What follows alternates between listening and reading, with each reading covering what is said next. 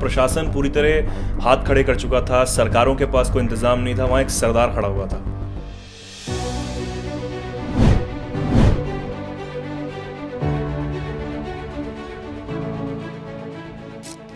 अब देखिए, मैं जाता हूँ गरीब आदमी के डेथ पे, वहाँ वो बच्चे रो भी रहे होते हैं, कुरला भी रहे होते हैं, उनको पता है उनका सब कुछ चला गया, कमाने वाला, रोटी देने वाला, परिवार देने वाला, छत देने वाला चला गया। वहीं दूसरी तरफ जब अमीर आदमी की डेथ होती है तो उनके बच्चे चश्मे पहन के खड़े होते हैं, काले काले वहाँ मोटे मोटे, उन्हें कोई परवाह नहीं होती, उनको पता धंधा चल रहा है, मकान अपना है, गाड़ियाँ नीचे हैं, बाप ही तो गया है ना, सामान थोड़ा गया।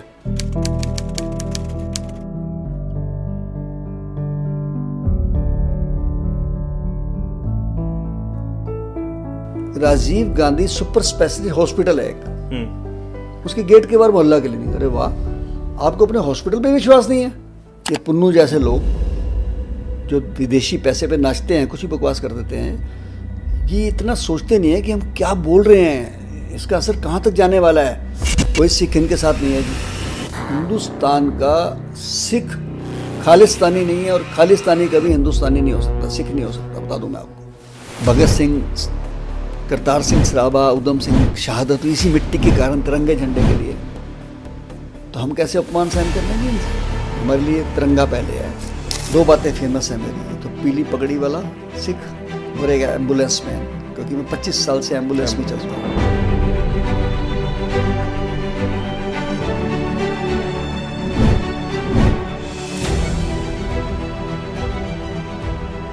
मैंने तो यहाँ तक कहा था दिल्ली में कि इंसान नहीं मरे, इंसानियत ही मर गई थी। जहां अपनों ने अपनों को हाथ लगाने से मना कर दिया हो, और क्या कहेंगे, इंसानियत तो मरी है।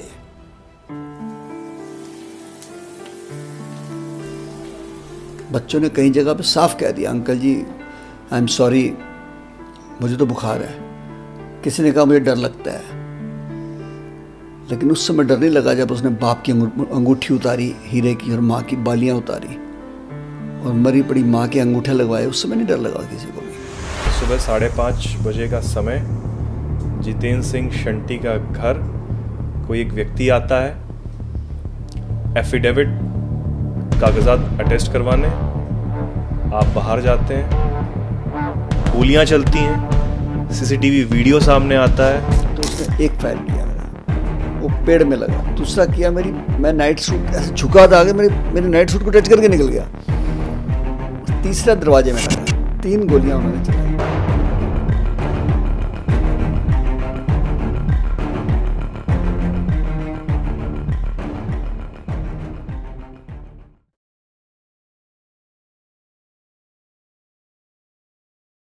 किसी की मुस्कुराहटों पे हो निसार, किसी का दर्द मिल सके तो ले उधार, किसी के वास्ते हो तेरे दिल में प्यार, जीना इसी का नाम है। नमस्कार, मैं हूं आपके साथ चेतन पाठक और आप देख रहे हैं एनएमएफ न्यूज। समाज में इस वक्त सबसे महंगी चीज आपको पता है क्या है? इंसानियत। जी हां, इंसानियत इतनी महंगी होती जा रही है कि उसे ढूंढना भी अब मुश्किल हो चला है, और उस इंसानियत को बरकरार रखकर समाज सेवा में अपने आप को झोंककर, अपना सब कुछ न्यौछावर कर समाज के लिए निरंतर काम कर रहे एक शख्स से आज हम आपको मिलवाने जा रहे हैं। मैं बात कर रहा हूं 106 बार ब्लड डोनेट कर वर्ल्ड रिकॉर्ड कायम करने वाले, 4000 से ज्यादा बार शवों का अंतिम संस्कार करने वाले। यही नहीं, इसी के साथ कोविड महामारी में कई लोगों की जान बचाकर एक तरीके से अपने आप को यह दिखाने वाले कि समाज में आज भी ऐसे लोग हैं जो एक दूसरे के लिए खड़े हैं और एक दूसरे के लिए काम कर रहे हैं। पद्मश्री डॉक्टर जितेंद्र सिंह शंटी आज हमारे साथ हैं। बहुत स्वागत है सर आपका एनएमएफ न्यूज पर। सबसे पहले तो सर, कैसे हैं आप? बहुत अच्छा लग रहा है आपके चैनल पे आके, खुशी हो रही है कि आपने हमें बुलाया। सर, हमें भी बहुत खुशी हो रही है आज आपको इतना करीब देखकर, और क्योंकि आपकी कहानियां और जिस तरीके से कोविड में आपने काम किया, कोरोना में आपने काम किया, और सिर्फ हम लोगों ने ही नहीं, क्योंकि जो लोग और टीवी के उस तरफ बैठे हुए थे, क्योंकि एक दूसरे से मिलना नहीं हो पा रहा था, और जो हालात थे वो भयावह थे, और आपसे ज़्यादा सर कौन जानता उन हालातों को, कि आपने बहुत करीब से देखा है। और आपसे मिलकर हमें बहुत खुशी हो रही है, आपसे आज बात कर कर बहुत खुशी होगी। बहुत सारे चीज़ें हमें आपसे जानने को मिलेंगी। आखिर समाज में कहाँ तक जो क्रूरता है वो फैल चुकी है, समाज में क्या कुछ चल रहा है। सर, कहाँ से सफ़र शुरू हुआ? शहीद भगत सिंह सेवा दल जो आपका संगठन है, जो आप समाज के लिए काम करते हैं, कैसे शुरू हुआ सर? यहीं से शुरू करता है। छोटा सा हादसा ना इंसान की ज़िंदगी को बदल देता है कई बार। मेरे साथ भी ऐसा हुआ था 95 में, जब एक संस्कार में एक बच्चे को जलाने के लिए एक व्यक्ति बच्चे की लाश लेके बैठा है निगम बोध घाट पे, और पैसे नहीं है उसके पास, और लोगों की अधजली लकड़ियाँ इकट्ठी कर रहा है उठा के। वो मेरी ज़िंदगी का बदलाव था कि वो राष्ट्रीय राजधानी जहाँ लोग करोड़ों रुपए शादी पे लगाते हैं, मैरिज एनिवर्सरी पे लगाते हैं, मकान पे, गाड़ी पे, मैंने पहला वो संस्कार कराया था। बस उसी दिन मन में विचार आ गया, दोस्तों से बात करी, शहीद भगत सिंह सेवा दल की स्थापना करी, निःशुल्क दाह संस्कार का काम शुरू कर दिया। और अभी आप कह रहे थे 4000 समथिंग, 4266 तो हमने कोविड में ही किए हैं टोटल। अगर मैं 1996-95 से शुरू करूँ तो 70,000 डेड बॉडी क्रिमेट कर चुके हैं ऑन रिकॉर्ड। 70,000। 30 साल से ज़्यादा का सफ़र हो गया। 29 साल का। 29 साल। और आज भी वहीं खड़े हैं। बड़ी मज़ेदार बात है कि उस समय भी प्रशासनिक कोई साधन नहीं था, ना दाह संस्कार का, ना डेड बॉडी ले जाने वाली शव वाहन का। आज भी ऐसे ही है, किसी प्राइवेट या गवर्नमेंट हॉस्पिटल में डेथ हो जाए, कहेंगे अपनी एम्बुलेंस लाइए, और वो पैसे मांगते 10,000 रुपये। अब गरीब आदमी कैसे लाएगा? वो कोई सब्जी की रेडी में लेके जाएगा, कोई रिक्शे पे लेके जाएगा। तो मेरे दिमाग में 29 साल पहले कंसेप्ट आ गया था, एम्बुलेंस, शव वाहन, फिर मोर्ची बॉक्स, ये सारे साधन हमने ऑलरेडी चल रहे थे। तो कोविड आ गया, तो सारा एक्सपीरियंस भी काम आ गया। मेरे जो टीम थे वॉरियर ड्राइवर, कोई 28 साल से है, कोई 26 साल से है, कोई पुराने चल रहे थे, उन सब का सहयोग काम आया, मेरे बच्चों का सहयोग काम आया। बिल्कुल सर, आपकी फैमिली भी आपके साथ लगी हुई है। आपके जो दोनों बेटे हैं वो आपके साथ निरंतर लगे हुए हैं। जी जी, पूरी फैमिली आपको फुल सपोर्ट करती है। और जिस तरीके से हम देखते भी हैं, आपकी तस्वीरें भी देखते हैं, और आपसे खुद जानने का मौका मिलता है कि किस तरीके से आपका परिवार आपको सपोर्ट करता है। बहुत बड़ी बात होती है सर। मेरा छोटा बेटा बल्कि लंदन से मास्टर करके आया डिजास्टर मैनेजमेंट जी। में, बट उसे एक्सपीरियंस भी था। इवन देन प्रशासनिक लोग भी उससे पूछते थे कि अब क्या करना चाहिए, तो उसने कहा था कि जो दूसरा दौर आएगा वो आप संभाल नहीं पाओगे। और वही बात हुई थी। 21 में जो आया, किसने संभाला? मैक्सिमम लोग जो मरे हैं वो लापरवाही से मरे हैं, मिसमैनेजमेंट से मरे हैं। ये जो सरकारी हॉस्पिटल दिखते हैं दिल्ली में आपको, एक हॉस्पिटल के अंदर स्ट्रेचर नहीं था इनके पास, व्हील चेयर नहीं थी, डेड बॉडी वाले बैग नहीं थे, मोर्ची बैग जो होते हैं, पीपी किटें नहीं थी, ग्लव्स नहीं थे, सैनिटाइज़र नहीं था, ऑक्सीजन जैसी चीज़, श्वास लेने का जो साधन है। 25 लोग एक रात में मर गए जयपुर गोल्डन हॉस्पिटल में। मजाक है क्या? सब फेलियर हो गया था। जहां प्रशासन पूरी तरह हाथ खड़े कर चुका था, सरकारों के पास कोई इंतज़ाम नहीं था, वहाँ एक सरदार खड़ा हुआ था समाज के लिए। बस मैं क्या बोलूँ, बस ये बात तो मुझे एक बहन जी ने भी कही। जब मैं एक डेड बॉडी लेने गया द्वारका से, 3 दिन से डेड बॉडी घर पड़ी थी उनके ससुर की, और मुझे शायद मीडिया से फ़ोन आया था कि शंटी जी कुछ मदद करिए। तो मैं गया, ऊपर से फ्लोर से बॉडी लाए। उनके हस्बैंड कनाडा में थे। तो जब डेड बॉडी हम रख रहे थे तो थोड़ा सा रोने लगे। तो एक माता जी ने कहा कि बेटा अब क्यों रो रही है, अब तो सारा इंतज़ाम कर दिया शंटी जी ने। तो उनके मुंह से जो अल्फाज निकले, मेरे रोंगटे खड़े हो गए कि माता जी मैं पापा के लिए नहीं रो रही हूँ, वो आंसू मेरे सूख चुके हैं। ये जज्बात के आंसू है कि 3 दिन से मेरे पापा की लाश घर पे पड़ी है, दिल्ली के किसी सरकारी विभाग को मैंने छोड़ा नहीं जहाँ फ़ोन ना किया हो। ये आंसू इस बात के हैं कि जहाँ दिल्ली की सारी सरकार फेल हो गई, वहाँ एक सरदार काम आ गया मेरे। ये बात उन्होंने कही, बहुत बड़ी बात होती है सर। ये रोंगटे खड़े कर दिए उन्होंने मेरे कि यार कमाल, ये बात कहाँ से बोल रही हैं, बात दिमाग में आई कैसे है बात है। और ये सब गुरु की कृपा थी। गुरु गोविंद सिंह जी ने हमें कहा ही रखा था कि 1.25 लाख से एक लड़ा हूँ तभी गोविंद सिंह नाम का हूँ। ये सारी बख्शिश हमें जो है दस्तार की है। बिल्कुल सर, ये सफ़र जब शुरू होता है, और आपने बताया कि एक ऐसा हादसा देखकर, कुछ छोटा हादसा भी इंसान को बदल सकता है, आपको बदला सर। उससे पहले आप क्या कर रहे थे, कैसे चीज़ें तो दिमाग में? मैं बिजनेसमैन था। मैंने फादर की डेथ के बाद मैंने बहुत मेहनत करी। मतलब मैं गरीबियत भी देखी। मैंने ट्रक की छत पे बैठ के मैं बिजनेस करने जाता था, कानपुर तक मोटर पार्ट बेचने जाता था। और मैंने 35 रुपये का पुराना कोट भी पहन के ख़रीदा एक बार, और फिर उसके बाद मैंने पटरी पे बैठ के काम शुरू किया, मेरे पास शॉप नहीं थी, लेकिन फिर काम इतना चल गया परमात्मा की कृपा से कि मैं ईस्ट दिल्ली में 1 नंबर पे काम करने लगा, कारों का सबसे टॉप डीलर में ही बन गया। ये सारी बख्शिश परमात्मा ने करी। और ये जो चेंज आया है मेरे पास 95 से, इसने मेरा जीवन ही बदल दिया। इसने मुझे समझ लीजिए कि जोड़ दिया लोगों के साथ, दुनियादारी से जोड़ दिया। और कोविड ने तो हमें जीरो से हीरो ही बना दिया। वो गुरबानी में लिखा है ना, भेखारी ते राज करावे राजा थे भिखारी। जब चाहे ईश्वर तो कुछ भी कर सकता है।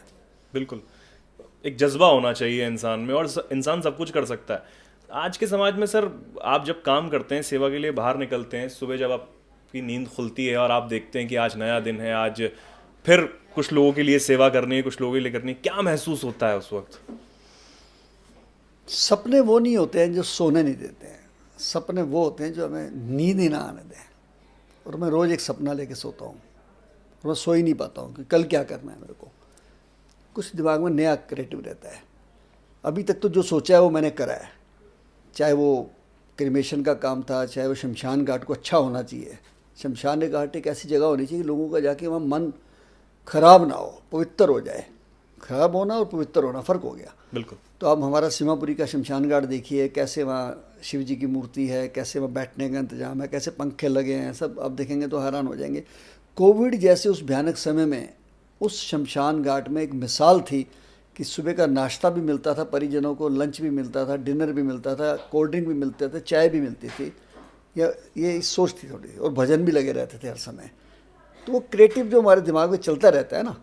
इसी प्रकार डेड बॉडी रखने के लिए फ्रीज़र, कि मैंने देखा दिल्ली में लोग एक रात बॉडी रखने के लिए, शुरू में तो आपको याद होगा बर्फ़ में रखते थे। बिल्कुल।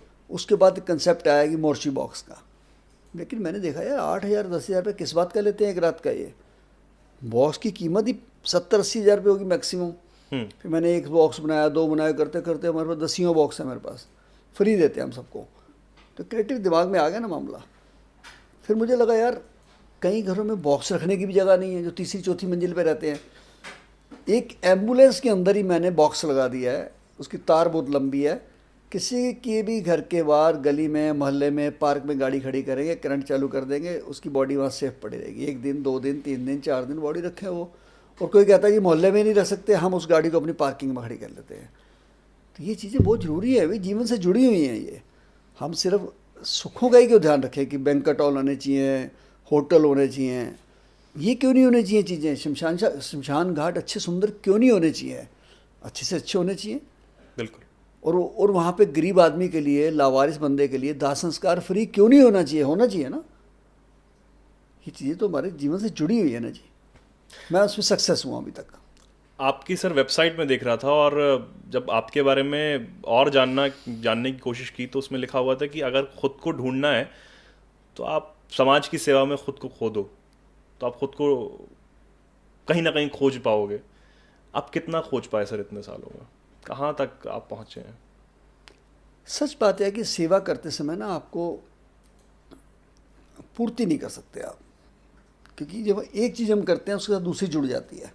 नहीं यार ये भी कमी है, 2 कर लेंगे, अब 3 कर लेंगे, अब 4 कर लेंगे। अब कमियाँ ही कमियाँ जब हैं तो आप क्या पूर्ति करेंगे?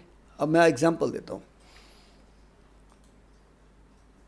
2 बूंद पोलियो की दवाई के लिए अमिताभ बच्चन जी ऐड करते हैं, सरकार करोड़ों रुपए खर्च करती है उसके ऊपर। क्या कभी आपने ब्लड डोनेशन के लिए ऐड करते हुए देखा किसी को? अभी वर्ल्ड ब्लड डोनर डे गया है, किसी ने एक ऐड नहीं करी। क्यों करेगा ब्लड डोनेट कोई? समझिए बात को आप। मणिपुर, आसाम, केरला 100% डोनेशन है, यानी जितना चाहिए उतना लोग दे रहे हैं। दिल्ली में 5 लाख यूनिट पर मंथ की जरूरत है, 1 लाख यूनिट देते हैं लोग बस। बाकी घर वाले के इधर से कैसे करते होंगे, खरीदते होंगे, प्राइवेट करते होंगे।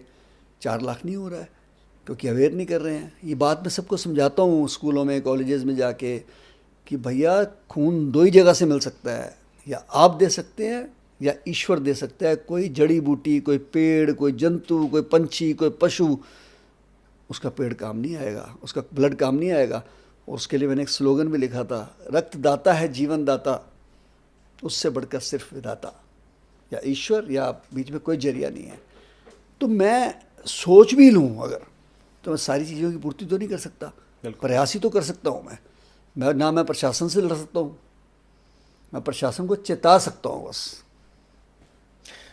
शहीद भगत सिंह सेवा दल जो आपका संगठन है, और क्या कुछ काम कर रहा है उसके बारे में सर बताइए। हमारे बेसिकली शुरुआत तो निःशुल्क दाह संस्कार से हुई। उसके बाद हमें लगा यार अस्थियां पड़ी रह जाती हैं शमशान घाट पे, इनको भी विसर्जन करना चाहिए। कोविड के बाद तो हजारों ही थी, 4-5 हज़ार थी शायद, वैसे भी हर महीने 100-125 निकल आती हैं। अब गरीब आदमी जिसके पास दाह संस्कार के पैसे नहीं हो, बेचारा कौन जा रहा है वहाँ अस्थियों को पिंडदान करने के लिए, जिनके पास रोटी खाने के पैसे नहीं है। फिर वो हम लेके जाते हैं, मैं, मेरा बेटा, हम सारी हमारी टीम चली जाती है हरिद्वार में, जाके विसर्जन कराते हैं। 2 काम हो गए। एम्बुलेंस, पेशेंट को हॉस्पिटल लेके जाना, घर लेके आना। शव वाहन, डेथ हुई है हॉस्पिटल में, हॉस्पिटल से घर लाना, घर से शमशान लेके जाना।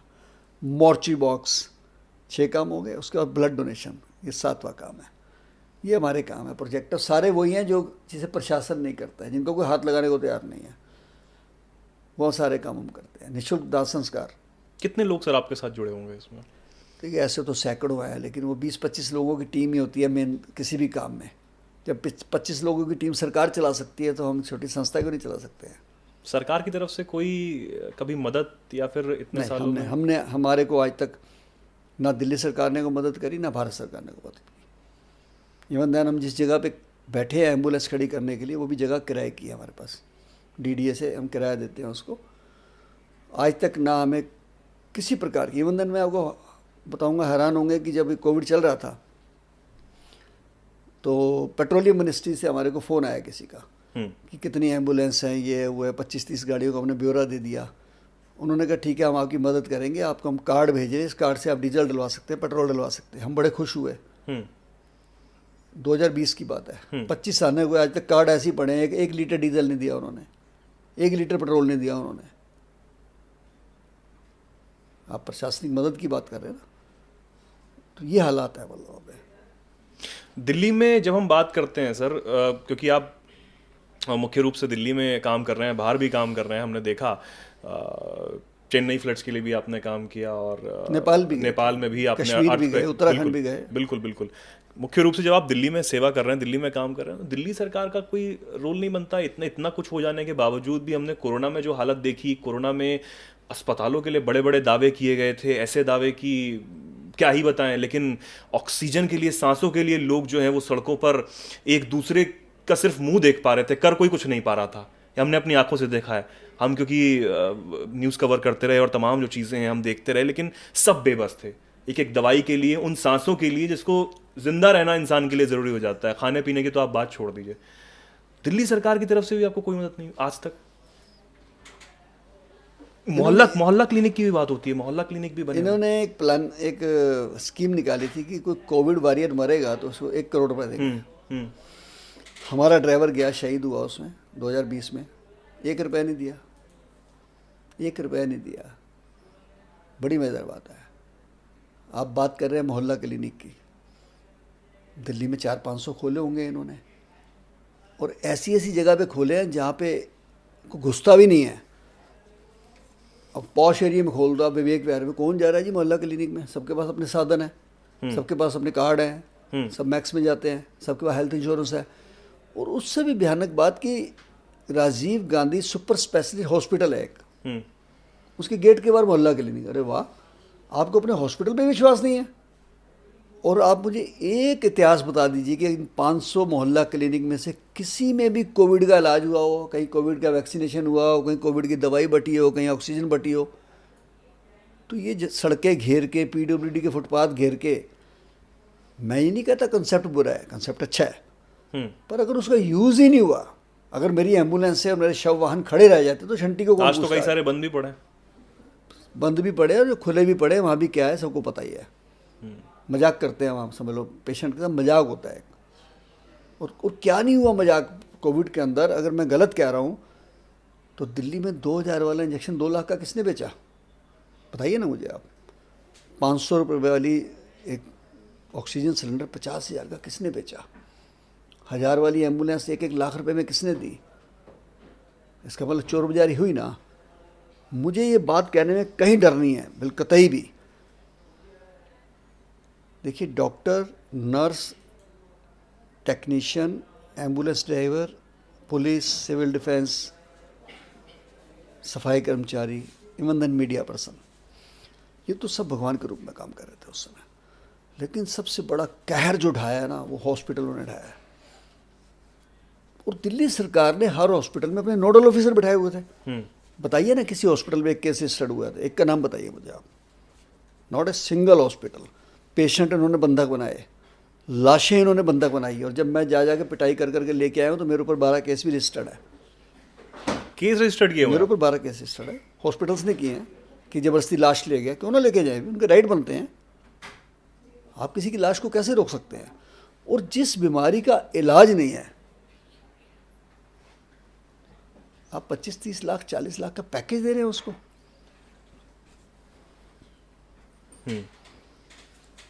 जिस बीमारी का इलाज नहीं है, आप 40-40 लाख रुपए के पैकेज बेच रहे हैं उसको। लोगों के घर गिरवी रख गए जी, लोगों के गहने बिक गए,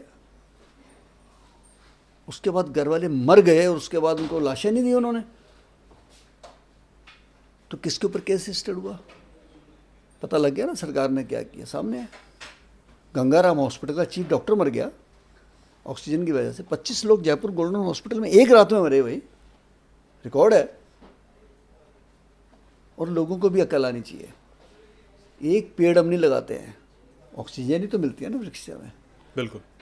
क्योंकि हम इसकी कीमत नहीं समझते हैं। और उसी सांस को लेने के लिए लोगों ने कोरोना के बाद भी नहीं समझे सर हम। लोगों ने उसी सांस को आर्टिफिशियल लेने के लिए वेंटिलेटर पे लाखों रुपए दे दिए, एक एक रात के लाखों रुपए दे दिए। अभी भी अकल नहीं है लोगों को कि वृक्ष लगाओ, वृक्ष लगाओ, चीखते हैं ना, वृक्ष ही जीवन है। लेकिन इसमें कई बातें हैं। देखो, मैं सारा बात आदमी पब्लिक पे नहीं छोड़ूंगा। मेट्रो बनी दिल्ली के अंदर, 24 लाख पेड़ कटे। एफिडेविट दिया गया था कि 6 गुना पेड़ लगाएंगे। बताइए ना कहाँ लगाए, जगह बताइए कौन सी लगे, कहाँ लगे। उससे भी ज़्यादा बड़ी बात कि जहाँ जहाँ मेट्रो बनी नीचे वो जगह निकली, वहाँ प्लांटेशन कर सकते थे। करा क्या इन्होंने वहाँ मॉल खोल दिए नीचे, बैंक्वेट हॉल खोल दिए नीचे, कारों के शोरूम खोल दिए उन्होंने नीचे, डायनामाइट लगा लीजिए, समझ लीजिए आप। सर ध्यान से समझिएगा, एक मेट्रो के अंदर 1000 लोग तो होते होंगे। उस मेट्रो स्टेशन के नीचे आपने बैंक्वेट हॉल खोल दिया। अब बैंक्वेट हॉल है, वहाँ तो कोई सिक्योरिटी नहीं है, कोई भी जा सकता है नीचे। मैं तो मिसाइल लगा दूँ वहाँ पे जाके नीचे, एक दिन में 1000 लोगों को भी उड़ा सकता हूँ मैं। क्यों नहीं सोचा गया सिक्योरिटी पर्पज से? क्या इतनी भूख पड़ी हुई है मेट्रो को कि वो पैसा आएगा तो मेट्रो चलेगी?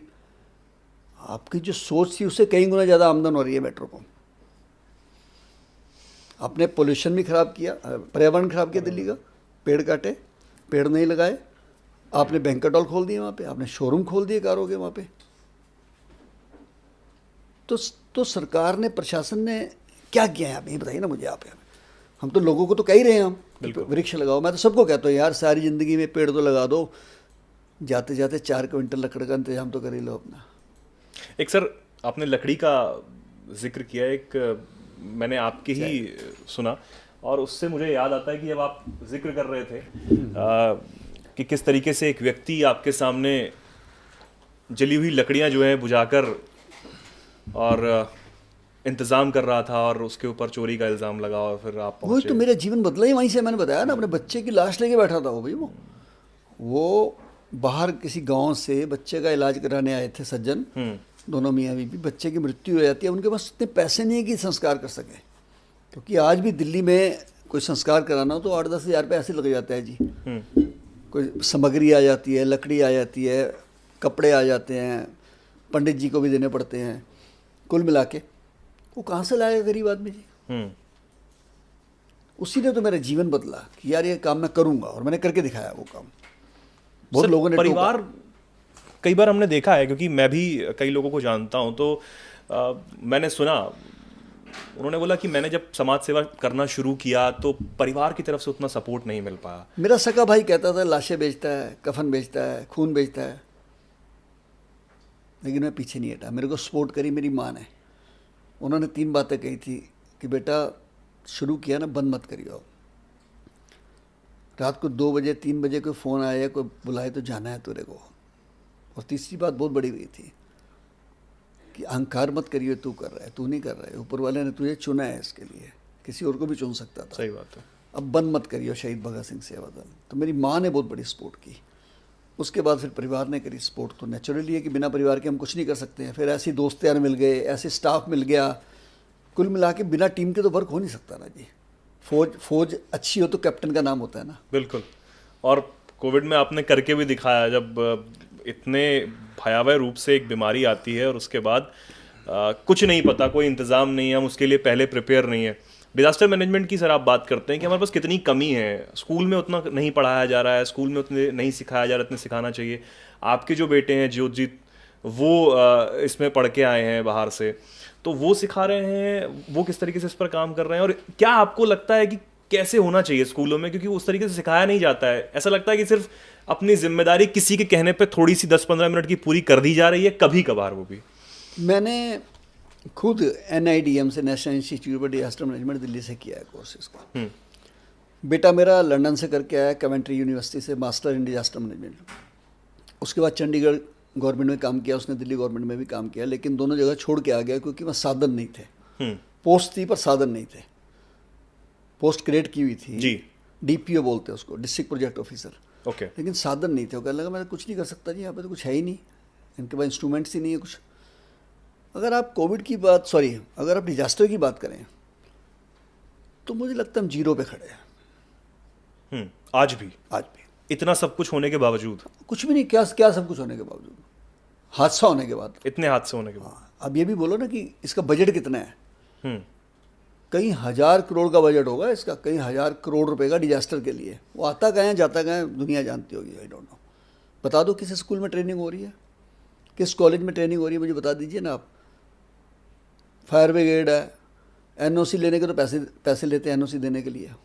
अगर ऐसा नहीं है, जो मुखर्जी नगर में हुआ है, जो राजेंद्र नगर में हुआ है, जो विवेक विहार में बच्चों के हॉस्पिटल में हुआ है, कहाँ खड़ी थी फायर ब्रिगेड, कहाँ खड़ा था डिजास्टर मैनेजमेंट?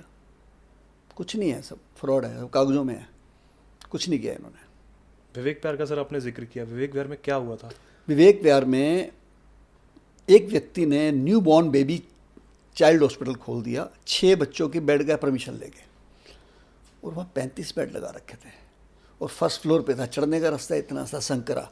उससे भी भयानक बात कि उसने स्टिल पार्किंग में नीचे ऑक्सीजन सिलेंडर बेचने का धंधा शुरू कर लिया। 35 सिलेंडर थे और आग लग गई उनमें, और वो मिसाइल की तरह चले, और उस दिन बच्चे उसके अंदर 12 थे।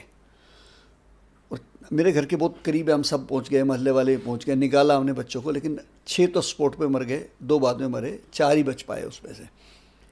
सबकी पोल खुल गई वहाँ, MCD की भी खुल गई, बिजली वालों की भी खुल गई, डिजास्टर मैनेजमेंट की खुल गई, अग्नि विभाग की भी खुल गई।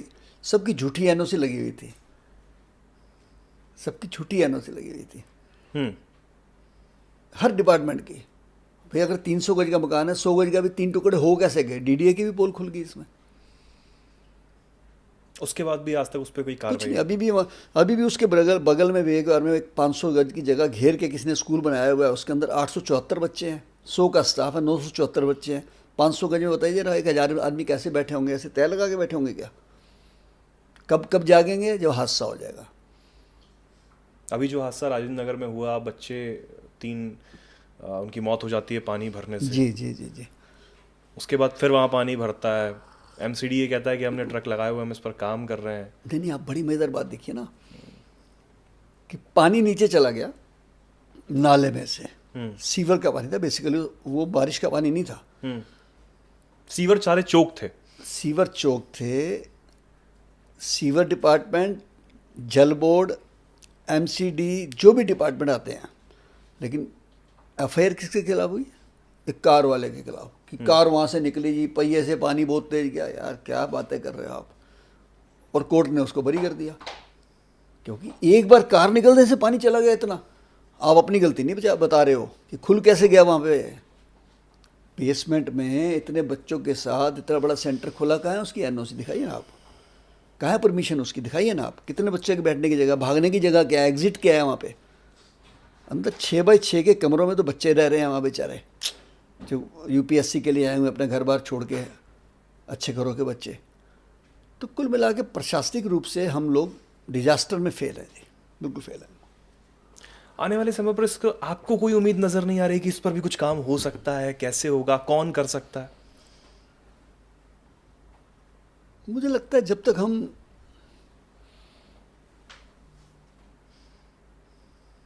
अच्छी वाली राजनीति की तरफ जाएंगे तब हो सकता है। किसी को लगता है सामान लुटा के वोट लेनी है, किसी को लगता है कि धर्म को जगा के वोट लेनी है। अभी विकास के नाम पे वोट वाली बात आई नहीं है, सच जानो आप। और इसमें हमारी गलती, हमारी इन द सेंस जनता की गलती है। भगत सिंह जिन्होंने कुर्बानी दी देश की आज़ादी के लिए, उनका भाई सहारनपुर से इलेक्शन में खड़े हुए थे, हार गए थे वो। दूर के जाते हो आप।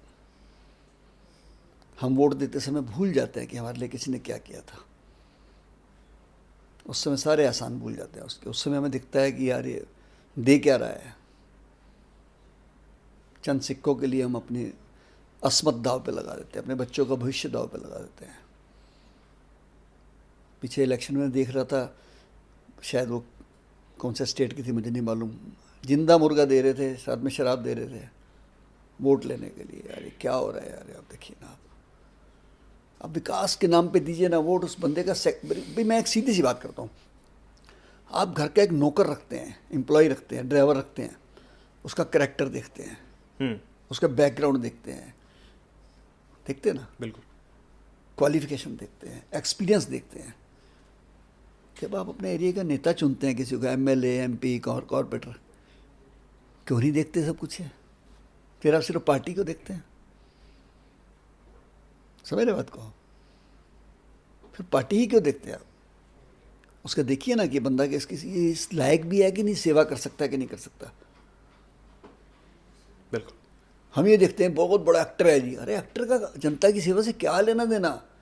ये बहुत बड़ा क्रिकेटर है जी, अरे उसका क्या लेना देना जनता के साथ। वो तो हाथ भी नहीं मिलाएगा, उसको तो हर समय ये रहेगा इन्फेक्शन ना हो जाए। जनता को तो वो बंदा चाहिए जो रात के 2 बजे साथ चल दे उठ के, हॉस्पिटल में खड़ा मिले उनको। तो मुझे लगता है हम डिजास्टर वाले मामले में बहुत पीछे हैं अभी। कोरोना की सर कई किस्से, कई कहानियां ऐसी हैं जो दिल को झकझोर देती हैं कि आज हम कहाँ हैं, किस समाज के बीच में रह रहे हैं कि अगर किसी से क्या, अपने पड़ोसी से भी अगर उम्मीद लगाई जाए कि कुछ होगा। पड़ोसी भी छोड़िए, पड़ोसी भी हम बहुत आगे चले गए। आपने तो कुछ ऐसे भी देखे हैं जो बाप कह देता है कि मेरे बच्चे मेरा अंतिम संस्कार नहीं करेंगे, शहीद भगत सिंह सेवा दल करेगा। क्या था सर वो किस्सा? नहीं, मेरा पॉडकास्ट बड़ा चला है अभी ये वाला। मुझे कई नौजवान बच्चों ने ये भी लिखा है कि आप बाप का ही बोल रहे हो, बेटे का क्यों नहीं बोल रहे हो। इसमें 2 बातें हैं। बच्चों को इजी अर्निंग चाहिए। बच्चे सोचते हैं कि हमें ज़्यादा ना कमाना पड़े। पहली निगाह तो उनकी ही रहती है कि पिता के पास क्या क्या है। ठीक। कई जगह तो पारिवारिक संस्कार भी होते हैं। जब से जॉइंट फैमिली सिस्टम ख़त्म हुआ है ना जी, तब से बहुत गड़बड़ हुई है। आप याद कीजिए, पहले जॉइंट फैमिली होती थी, मम्मी हमारे को पिटाई करती थी, हमारी दादी गोदी में लिटा लेती थी, चाची लिटा लेती थी। तो कहीं ना कहीं हमारे अंदर संस्कार जागते थे, या ये रहता था कि हमदर्दी सी आ जाती थी, तो हम भूल जाते थे थोड़ी देर में वो बातें। अब ऐसा रहा नहीं है। अब बच्चों को दिखता है यार यही माँ है, यही बाप है, यही कमरा है, तो मैंने क्या बनाना है, मेरे बाप का माल भी तो मेरा ही है। मैंने जो उसमें बोला है, जब मेरे को किसी का फ़ोन आता है कि शंटी जी मैं आपसे इजाज़त लेके विल में आपका नाम लिखना चाहता हूँ, मैंने कहा जी वो क्यों? कह रहे जी मैं नहीं चाहता कि मेरे बच्चे मेरा संस्कार करें। तो मैंने थोड़ा कुरेदा तो उन्होंने बताया कि मेरे बच्चे ने मेरी पिटाई भी करी है और मेरी मिसिज भी उनका साथ दे रही है, उनके साथ बैठ के चलेगी कार में। तो मुझे लगा मेरा कोई है ही नहीं। इसमें 2 बातें हैं। अगर उन बच्चों के नाम प्रॉपर्टी नहीं होती तो इतनी हिम्मत नहीं कर सकते थे। अगर उन बच्चों को पता होता कि हमारा बाप नहीं है तो हमारे पास कुछ नहीं है, तो इतनी हिम्मत नहीं करेंगे। अब देखिए, मैं जाता हूँ गरीब आदमी के डेथ पे, वहाँ वो बच्चे रो भी रहे होते हैं, कुरला भी रहे होते हैं। उनको पता है उनका सब कुछ चला गया, कमाने वाला, रोटी देने वाला, परिवार देने वाला, छत देने वाला चला गया। वहीं दूसरी तरफ जब अमीर आदमी की डेथ होती है तो उनके बच्चे चश्मे पहन के खड़े होते हैं, काले काले, वहाँ मोटे मोटे। उन्हें कोई परवाह नहीं होती। उनको पता है धंधा चल रहा है, मकान अपना है, गाड़ियाँ नीचे हैं। बाप ही तो गया है ना, सामान थोड़ा गया है। मैं इसमें एक सलाह दे सकता हूँ सभी माँ बाप को, सब कुछ है तो बच्चों का ही है ना, पत्नी का ही है, कोई और तो ले नहीं जाएगा। आप उनके नाम मत करिए, विल करिए उनके नाम, क्योंकि विल तो चेंज भी हो सकती है। आज आपने 3 बेटे हैं, तीनों के नाम विल कर दी, मिसेज के नाम भी कर दी, चारों के नाम कर दी। हो सकता है उनमें से 2 ठीक निकले, 2 ना निकले, उनका नाम हटा दीजिए विल में से जाते जाते। लेकिन जीते जी जिन्होंने अपने बच्चों के नाम सब कुछ कर दिया है, पत्नी के नाम कर दिया है, वो अनाथालय में बैठे हैं, वृद्धाश्रम में बैठे हैं, कुत्ते की तरह जीवन जी रहे हैं, भीख मांग रहे हैं कई लोग सड़क के ऊपर। मेरे पास रोज आते हैं कि शंटी जी के रहने का आसरा करा दीजिए, 2 जून की रोटी का इंतजाम करा दीजिए। जब उनकी मैं बैकग्राउंड देखता हूँ तो बड़ी खतरनाक निकलती है। आप दूर को जाते हो, इतनी बड़ी बड़ी कंपनी के, रेमंड के मालिक का क्या हुआ आपने, अभी एटलस कंपनी के मालिक ने सुसाइड करा है, आपके सामने की बात है, सारे टीवी अखबारों में आया है। ये हर घर में है। जहाँ जितनी ज़्यादा संपत्ति हैं उतने ज़्यादा लफड़े हैं। गुरबानी में लिखा हुआ है, बड़े बड़े जो दीसे लोग तिनको व्यापे चिंता रोग। बड़े लोग हमको दिख रहे हैं, ये अंदर से बहुत खोखले हो चुके हैं लोग हैं, और संस्कार ही खत्म हो गया बच्चों के अंदर। तो सच बोलूँ मैं आपको, आज के समय में बच्चे जब इतने कटते जा रहे हैं, और आपने कहा कि जॉइंट फैमिली का कल्चर जिस तरीके से ख़त्म होता जा रहा है, उस वजह से काफ़ी ज़्यादा ये प्रभाव हो रहा है। बच्चों को कैसे संभाला जाए, बच्चों के दिमाग में कैसे रखा जाए? हालांकि जब माँ बाप सिखाते हैं, हम तो यही सीखते हैं कि माँ बाप सबसे पहले शिक्षक होते हैं एक बच्चे के। वो जब हाथ पकड़ के सिखाते हैं तो वो सिर्फ आपका भला चाहते हैं, आपका अच्छा चाहते हैं। उनसे आपको, उनको वापस कुछ भी नहीं चाहिए, कभी कुछ नहीं चाहिए उन्हें, और वो आपके लिए सब कुछ न्यौछावर करने के लिए तैयार हो जाते हैं। लेकिन आजकल ऐसे ऐसे केसेस, और आपसे यही सुनने को मिल रहे हैं कि अपने माँ बाप को भूल जाते हैं बच्चे। और कोरोना जैसे समय में तो लोगों ने हाथ ही लगाना ऐसा कर दिया था कि उनको पता ही नहीं था कि क्या है। कैसे बच्चों को संभाला जाए? देखिए साइंस कहती है कि बछड़े को कुएं में डाल दो तो गाय भी नहीं छलांग मार देती है बीच में।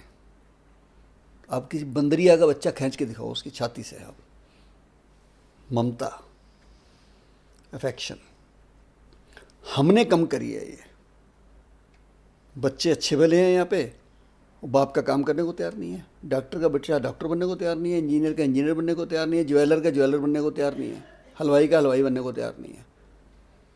उनको लालसा है कनाडा जाना है जी, अमेरिका जाना है जी, यहाँ अच्छी भली पिताजी की नौकरी है, पिताजी की कोठी है, कार है, सब कुछ है।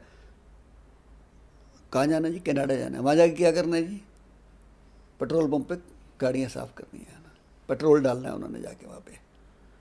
अभी परसों एक ऐड निकली थी मेरे पास, उसकी ऐड आई है कनाडा से। एक नया रेस्टोरेंट किसी इंडियन ने खोला है, बर्तन धोने के लिए और प्लेटें सजाने के लिए 2 जॉब थी। 480 बच्चे लाइन में लगे हुए थे वहाँ पे, सारे इंडिया के थे, 2 जॉब के लिए। पढ़े लिखे बच्चे वहाँ धक्के खा रहे हैं, डुग्गा मार के गए हुए हैं कई लोग 2 नंबर में। यहाँ से वापस आ नहीं सकते, वो वापस आ नहीं सकते, वो काम वहाँ पे है नहीं है।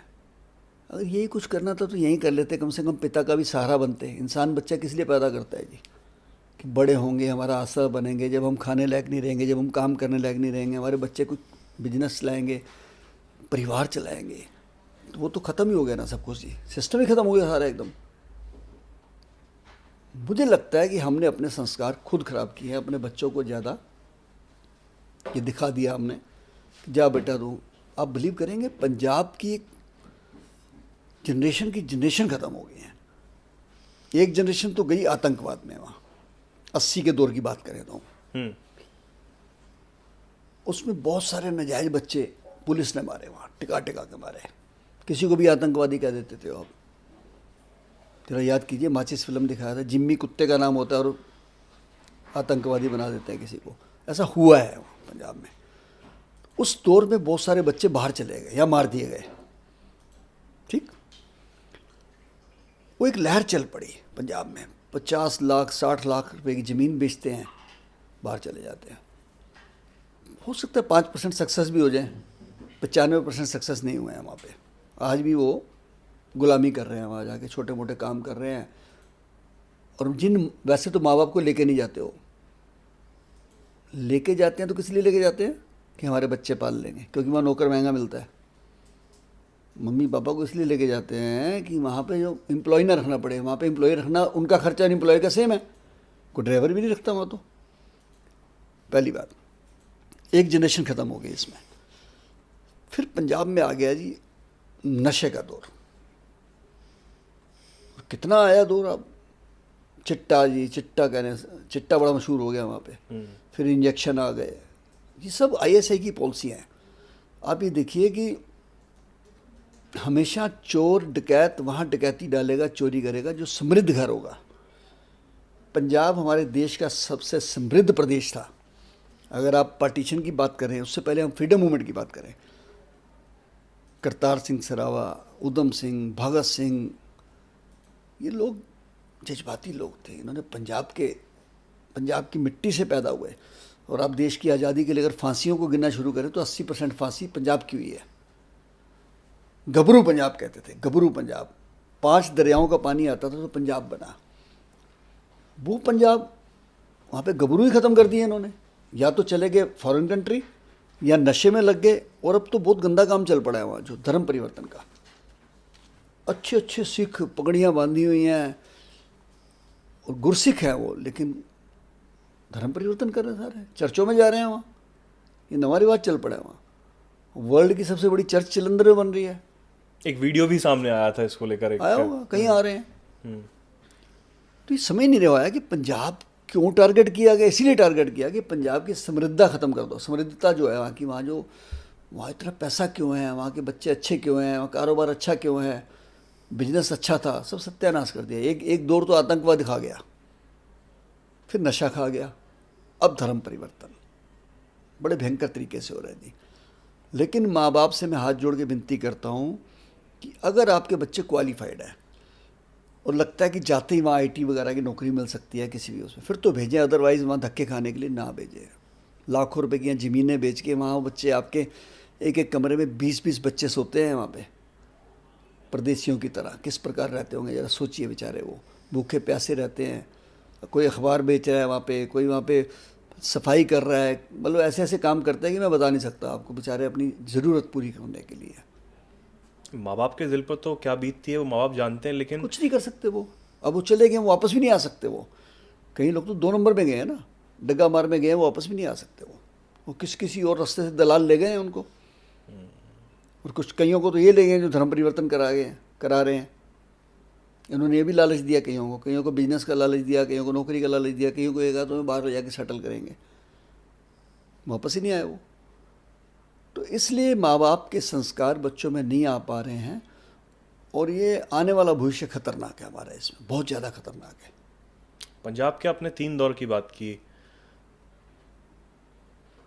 कनाडा का भी जिक्र किया आपने। कनाडा में किस तरीके से जो सिख कम्युनिटीज़ के जो बच्चे हैं वहाँ पे उनकी संख्या बढ़ रही है, वहाँ जाना चाह रहे हैं, वहाँ रहना चाह रहे हैं। वहाँ इस वक्त क्या चल रहा है ये भी आपको पता है, किस तरीके से खालिस्तानी मूवमेंट ने जोर लिया हुआ है और भारत की तरफ आंख उठाकर वो देखते हैं। कई बातें हो रही हैं, क्या कहेंगे इस पर? देखिए, जो ट्रूडो है ना, इसका पिता भी यही काम करता था। उसने भी खालिस्तानियों को शह दी थी और उन्होंने हवाई जहाज उड़ाया था, याद कीजिए, एयर इंडिया का। 300 कुछ लोग उसमें चले गए थे, उसमें इंडियंस भी थे, कैनेडियंस भी थे। आज ट्रूडो भी वही काम कर रहा है। ऊपर से बना हुआ है कि मैं भारत का दोस्त हूँ। मुझे लगता है भारत को सख्ती दिखानी चाहिए और आज दिखा भी रहे हैं, ऐसी बात नहीं है। इनके कई राजदूत भी वापस भेजे हैं, बिल्कुल 6 लोग भेजे हैं। वहाँ पे ना हमारी मेजोरिटी ज़्यादा है वहाँ पे, वोटिंग में हम लोगों की, हमारी कम्युनिटी की वोटिंग ज़्यादा है। एक तो लालच उनको वो है, एक वहाँ पे जो कुछ सांसद भी हमारे जीते हुए हैं, बिल्कुल वो भी है। और जो पुराने वहाँ पे रहने वाले हैं हमारी कम्युनिटी के लोग, वो समृद्ध भी हैं उनमें कहीं वो फंडिंग भी करते हैं वहाँ पे। और जितने बच्चे वहाँ गए हैं, ये भी तो फंडिंग करते हैं ना गवर्नमेंट को। वहाँ जाके देखा जाए तो वीज़ा लेने के लिए तो फंडिंग देनी पड़ती है ना। और वहाँ जाके भी जो काम करे टैक्स देते हैं वहाँ, भैया ऐसे तो नहीं रह रहे हैं, हर चीज़ का टैक्स है वहाँ तो कुल मिला के वहाँ के हालात अच्छे नहीं हैं। और अगर मैं खालिस्तान माइंडेड लोगों की बात करूँ, वो तो सिर्फ़ और सिर्फ अपनी शोहरत और पैसे के लिए काम कर रहे हैं, आईएसआई के लिए काम कर रहे हैं। और जो बकवास वो वहाँ बैठ के करते हैं, उसका असर दिल्ली के, इंडिया के सिखों के ऊपर सीधा सीधा पड़ता है। एग्जाम्पल, वो अपने फ्लैग में जो फ्लैग है उनका, कंट्री का बनाया उन्होंने, हमारा खालिस्तान। अरे भैया बनाइए खालिस्तान, वहाँ बनाइए, हमें कोई लेना देना नहीं, हम आपको मुबारक हो। लेकिन आप उसमें जो खंडा साहब लगा रहे हैं, हमारा खंडा होता है ना, जैसे आपका ओम होता है, हमारे यहाँ खंडा बना होता है, ठीक है, वो एक निशानी है खालसा की, गुरु गोविंद सिंह साहब ने दिया था। अगर वो खंडा लगा के वहाँ पे कोई प्रोटेस्ट करते हैं या हिंदुस्तान के खिलाफ कोई कुछ भी बोलते हैं उल्टा सीधा, तो असर तो हिंदुस्तान के हर सिख का पड़ता है ना जी। आप अगर वहाँ अपना मुल्क बनाना चाहते हैं, आप अपना सिंबल रजिस्टर्ड कराइए। आप हमारी कौम का खंडा लेने वाले कौन होते हैं? समझ रहे बात को? करिए आप, वो खंडा सिखों का है, खालिस्तानियों का नहीं है। अगर खंडा लगा के और खालिस्तानी बन के फ़ायदा होता तो महाराजा रंजीत सिंह जी से बड़ा राज किसने किया है? बिल्कुल। अगर उनको लगता है कि ये देश मुल्क खराब है तो वो भी ये काम कर सकते थे। आप ज़्यादा समझदार हैं क्या? ये पुन्नू जैसे लोग जो विदेशी पैसे पे नाचते हैं, कुछ भी बकवास कर देते हैं, ये इतना सोचते नहीं है कि हम क्या बोल रहे हैं, इसका असर कहाँ तक जाने वाला है। और आप जितनी सख्ती दिखाते हैं, मुझे कई बार फ़ोन आया, धमकियाँ दी मुझे, ठीक ठाक धमकियाँ दी मेरे को उन्होंने। इसी साल में भी आई है, इससे पहले रिटर्न में आई है, इतनी धमकियाँ आई हुई हैं मेरे को भी, मेरे बेटे को भी। मेरे को फ़ोन पे कहता है तू जानता नहीं है हम कौन है, हम क्या कर सकते हैं। मैंने कहा मैं जानता हूँ आपका, आप वही है ना जिन्होंने पंजाब में आतंकवाद के दौर में किसी की मदद नहीं की। आप वही है ना 84 के कत्लेआम के बाद आप सो गए थे जो। कैसे घूम रहे हैं 84 के कत्लेआम के लोग अभी तक? अगर आप कुछ हैं, और आप वही है ना कि पंजाब के अंदर नशा बिक रहा था और आपने कुछ नहीं किया, और पंजाब के अंदर आज धर्म परिवर्तन हो रहा है, क्यों नहीं रोकते खालिस्तानी आके? अगर आप खालिस्तानी हैं तो आइए, रोकिए ना उनको फिर।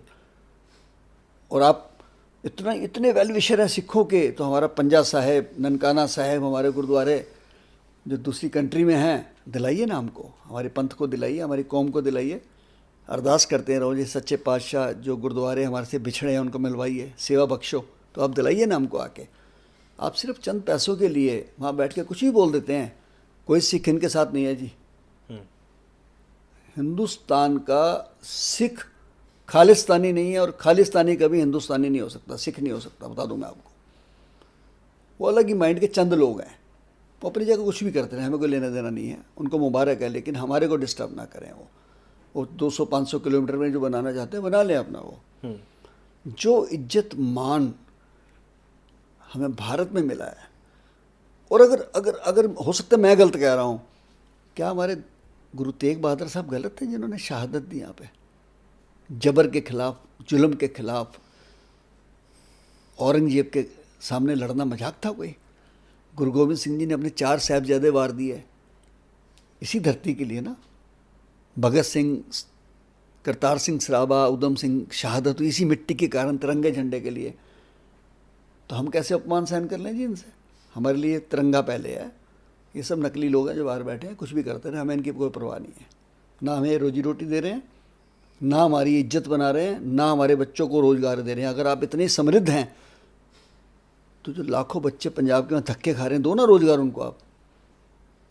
आप खालिस्तान बनाने की बात करते हो ना, अरे उनको काम ही दे दो वहाँ पे।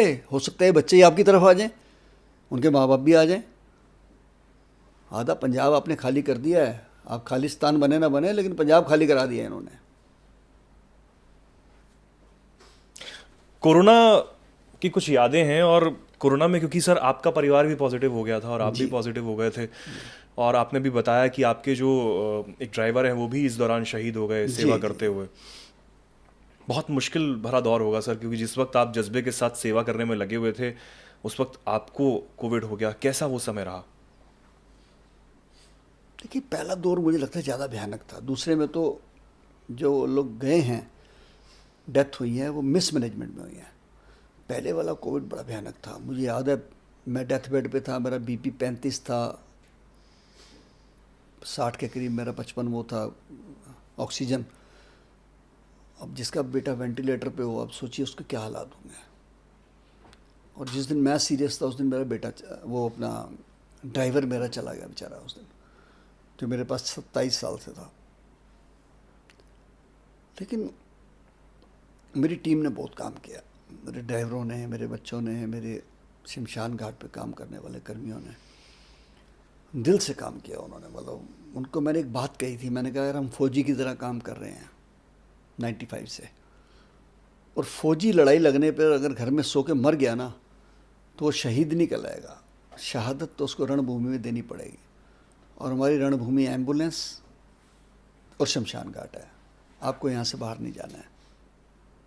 बस वो डट गए जी, परमात्मा ने उसका सिला भी दिया, मान इज्जत सब दिया, जीरो से हीरो बना दिया, बच भी गए। आप कह रहे हैं ना कोविड हुआ, एक बार नहीं हुआ मुझे, 3 बार हुआ, लेकिन पहली बार वाला खतरनाक था। कोरोना के दौर में आप जिस शमशान घाट की आप बात कर रहे थे, वहाँ पर आप बताते हैं कि उससे पहले करीब 2-3 अगर लाशें आ जाएं तो बहुत बड़ी बात हो जाती थी, लेकिन उस दौरान 100 से ऊपर एक दिन में लाशें आना और उसका आपके द्वारा अंतिम संस्कार किया जाना। 200 तक भी पहले 3-4 आती थी। मुझे एक मीडिया ने पूछा जब, तो मैंने बता दिया सच। तो एक ऑफिसर ने आके मेरे को डांट लगाई कि शंटी जी आप यार कुछ भी बोले जा रहे हैं मीडिया को कि सारे कोविड वाले आ रहे हैं। तो मैंने कहा क्या फांसी लगा के आए हैं क्या? जहाँ 4-5 की एवरेज थी वहाँ 250 आ रहे हैं, तो भैया कोविड वाले ही हैं और कैसे हैं? चाहे वो कोविड से गए हैं चाहे मिस मैनेजमेंट में गए तो कोविड के समय में ही है ना। तो आप सर्टिफिकेट कोविड क्यों लिख रहे हैं फिर? आप जो डेथ सर्टिफिकेट बना रहे हैं, पर्ची काट रहे हैं, उसमें कोविड लिख रहे हैं ना। हॉस्पिटल से आया उसमें पॉजिटिव आ रहा है ना कोविड, तो कोविड हमारे यहाँ। और मैंने तो यहाँ तक कहा था दिल्ली में कि इंसान नहीं मर रहे, इंसानियत ही मर गई थी। जहाँ अपनों ने अपनों को हाथ लगाने से मना कर दिया हो, और क्या कहेंगे, इंसानियत ही तो मरी है ये। बच्चों ने कई जगह पे साफ कह दिया uncle ji I am sorry मुझे तो बुखार है। किसी ने कहा मुझे डर लगता है, लेकिन उस समय डर नहीं लगा जब उसने बाप की अंगूठी उतारी हीरे की और माँ की बालियाँ उतारी और मरी पड़ी माँ के अंगूठे लगवाए। उस समय नहीं डर लगा किसी को भी। और कई जगह तो ये भी हुआ कि 4 घर के बच्चे हैं तो चारों लड़ पड़े आपस में कि विल किसके नाम है, पहले देखो, जिसके नाम है वही जाएगा संस्कार करने। बताइए, इसके लिए करते हैं हम सब कुछ बच्चों के लिए। हम झूठ बोलते हैं, चोरी करते हैं, पैसा कमा के लाते हैं बच्चों के लिए, और वो बच्चे अपने बाप की लाश को हाथ ना लगाएं। सच मैंने बताऊं, मैं कोविड ने जीना सिखाया हमें, कोविड ने जीना सिखाया। अदरवाइज हम भटके हुए थे, हम अपने आप को हवा में उड़ रहे थे कि हमारे से बड़ा कोई नहीं है। कहाँ गई सारी साइंस? धरी की धरी रह गई ना। जितने तांत्रिक, अपने आप को बड़ी उच्च श्रेणी के कहने वाले, मैं किसी की बुराई नहीं कर रहा कि साधु संत की, लेकिन जो बहुत भविष्यवाणियाँ करने वाले थे, किसी ने नहीं कहा था कोविड आएगा। बल्कि कहीं अपने आप को कहने वाले ये फलाएं जी, हम फलाएं जी, पैरासीटामोल बेच बेच के पैसे कमा रहे थे लोग। कितनी अभी 14 दवाइयाँ बंद हुई हैं ना, बिल्कुल 14 प्रोडक्ट बंद हुए हैं उत्तराखंड में। सब नकली बेचे जा रहे हैं, सब नकली बेचे जा रहे हैं। तो भाई कोविड में जो हुआ है ना, उसमें अच्छे लोग भी देखने को मिले। बिल्कुल। आप देखो ना, जो अगर सफाई कर्मचारी ना होते तो सुबह सफाई कौन करता घर के बाहर आके? सोचिए बात को आप। उनके पास ग्लव्स भी नहीं थे, वो तो भगवान के रूप में आए। अब आप पुलिस प्रशासन को ले लिए, पुलिस ना होता लोगों की दुकानें लूट जाती, उन्होंने एडमिनिस्ट्रेशन संभाला, नर्सेज ने बहुत काम किया, ये सब भगवान के रूप में काम कर रहे थे उसमें। लेकिन अच्छा काम कर, अब जैसे मैं तो मीडिया को भी कहूँगा, मीडिया के ज़्यादातर बच्चे जो थे, नए नए रंगरूट जो थे, वो शमशान के अंदर तक आके कवरेज करते थे। वो कवरेज करी तो लोगों तक आवाज़ गई ना, सही बात। तभी लोग सहायता के लिए बाहर आए ना। और मैंने भगवान को प्रत्यक्ष देखा है। मतलब एक तो होता ना कि सुना है, मैंने देखा है कि 66 डेड बॉडी पड़ी थी रात को और लकड़ी नहीं थी शमशान घाट में। बड़ा डर लग रहा था। बोले यार सुबह क्या जवाब देंगे लोगों को। मैं सबको कह जा रहा हूँ बॉडी रख दो, सुबह करेंगे संस्कार। रात ज़्यादा हो गई है, ज़्यादा हो गई है, 11 बजने वाले थे। जहाँ मैं खड़ा था मेरे ठीक पीछे शिव जी की मूर्ति थी। राइट हैंड पे गुरुद्वारा है सीमापुरी का, लेफ्ट हैंड पे शनि मंदिर है, पीछे मस्जिद भी है वहाँ। तो मैंने प्रेयर करी वहाँ पे ऐसे खड़े होकर कि ये परमात्मा इज्जत रखना। 66 डेड बॉडी पड़ी है और सुबह तक और बढ़ जाएंगी और लकड़ी नहीं है हमारे पास एक पे। और मैंने एक वीडियो बना के फेसबुक पर डाल दी, लकड़ी वाला स्थान दिखा दिया कि खाली है बिल्कुल, और डर लग रहा था कि सुबह क्या होगा।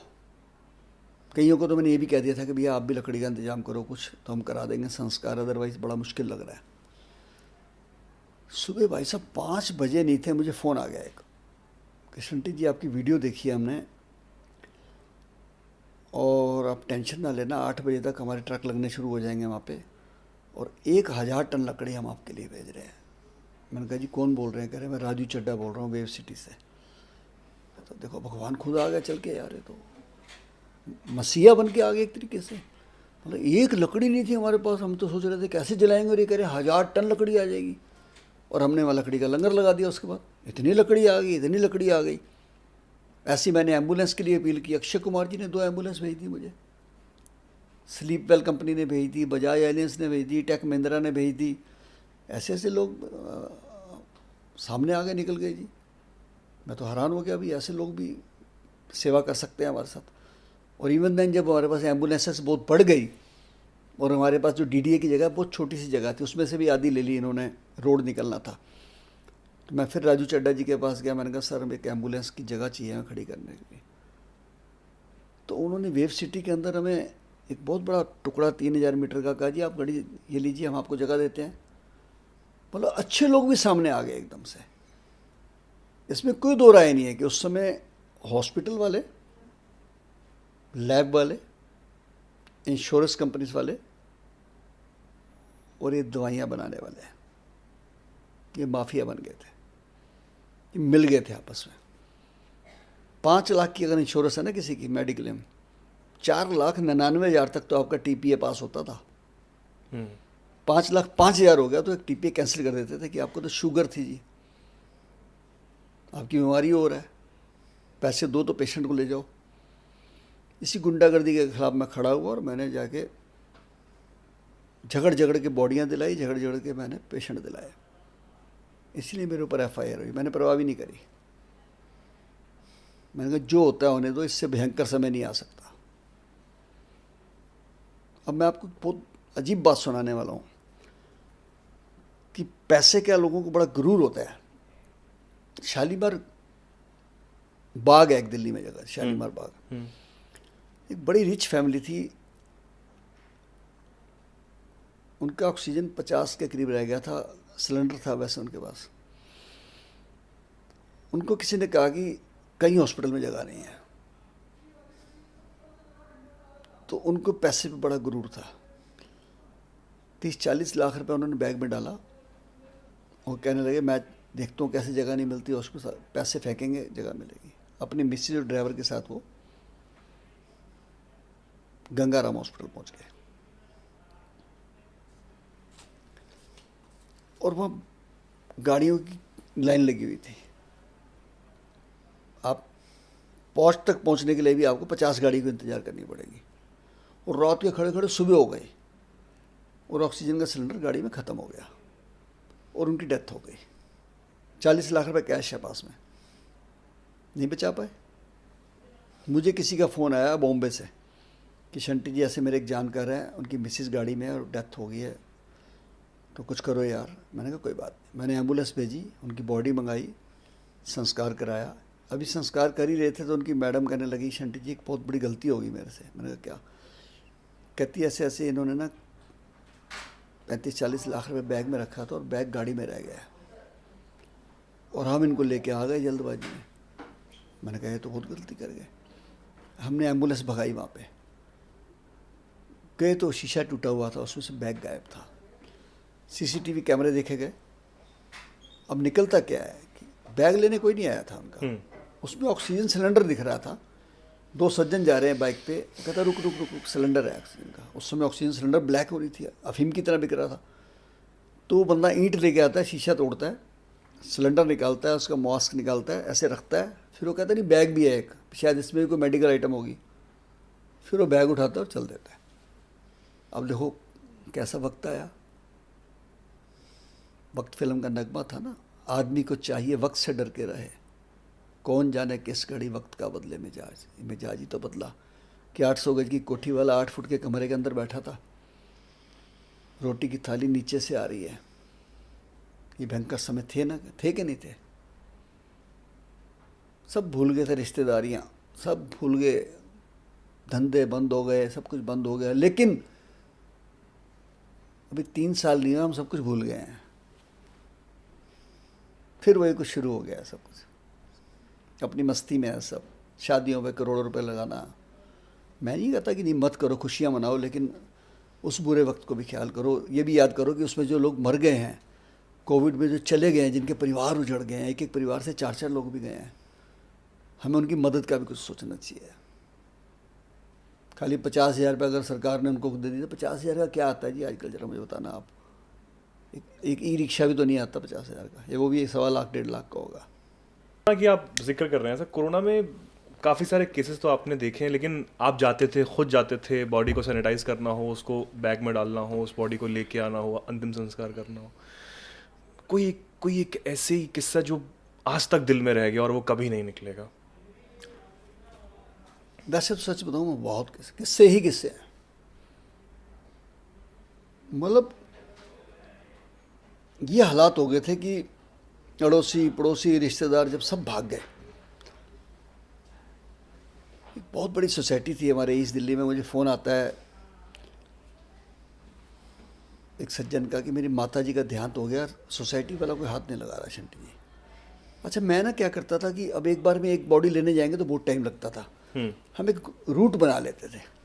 3 गाड़ियाँ ली हमने, और एक बार में एक गाड़ी में 4 से 5 बॉडी आ जाती थी। हमारे पास बड़ी गाड़ी है, टेम्पो ट्रेवलर, तो 15-20 बॉडी हम इकट्ठे ले आते थे।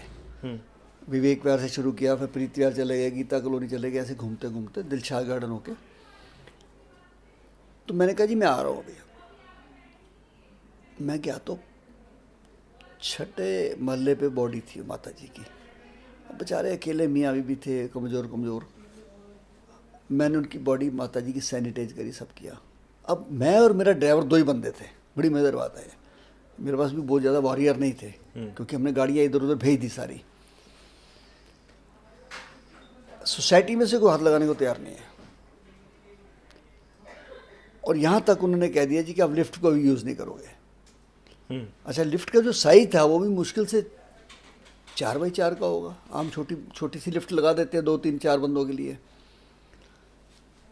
तो मेरे दिमाग में ख्याल आया कि यार नीचे हम उठा के ले जा नहीं सकते, घसीट सकते नहीं बॉडी को। आप जब डेड बॉडी हो जाती है ना तो थोड़ी अव्यवस्थित हो जाती है, उसको आप बैलेंस नहीं बनता है। तो मैंने उनको क्या किया, स्ट्रेचर के साथ बांधा, 2-3 चुन्नियाँ लेके। अपना तीसरा दिमाग इस्तेमाल किया मैंने अपने ड्राइवर को कहा और उन अंकल भाई साहब को कहा, मैंने कहा आप लिफ्ट तक लेके चलिए मेरे साथ। कहते जी वो सोसाइटी वाले। मैं कहा यार तुम छोड़ो ना, तुम सोसाइटी वालों को, मुझसे डरो ऊपर वाले से बस। अब तुम मेरे पे छोड़ दो सारा कुछ। जब सारे धोखा दे जाए ना, फिर ऊपर वाले पे विश्वास कर लो आप। लिफ्ट तक लेके आए बॉडी हम। जैसे लिफ्ट खुली, मुझे पता था लेट के तो जा नहीं सकती। हमने बॉडी को ऐसे उठाया, खड़ी कर दी बॉडी हमने लिफ्ट के अंदर, स्ट्रेचर खड़ा कर दिया हमने। और मैंने ड्राइवर को कहा, मैंने पकड़ एक तरफ से, एक तो मैं पकड़ता हूँ। और मैंने उन भाई साहब को बोला कि अब तो जगह नहीं है, आप नहीं आ सकते, आप सीढ़ियों से आइए और नीचे आप हमें रिसीव कीजिए। हम नीचे लेके आए। बड़ी मज़ेदार बात है कि 40 बंदे सोसाइटी के खड़े थे वहाँ, मदद करने के लिए नहीं, ये कहने के लिए कि लिफ्ट यूज़ क्यों करिए आपने। मैंने भी परवाह नहीं की। मैंने कहा भाई साहब अभी तो करिए, आप में से कोई और मरेगा, उसको मैं ऐसे ही लेके जाऊँगा। तो मैं लेके आया उसको, मैंने संस्कार किया उसका। और एक सज्जन ने तो मुझे कहा जी मेरे पिताजी की 4थी मंजिल थी यहाँ बलदेव पार्क में। मैं गया तो मैंने कहा चले ऊपर। मकान छोटा ही होगा 25-30 गज का, और सीढ़ियाँ भी बड़ी संकरी थी। मैं चला गया ऊपर, मेरे साथ एक मेरे ड्राइवर भी थे, एक मीडिया वाले पर्सन भी थे। गए तो उनके पापा की बॉडी ज़मीन पे पड़ी थी और अकड़ी हुई थी,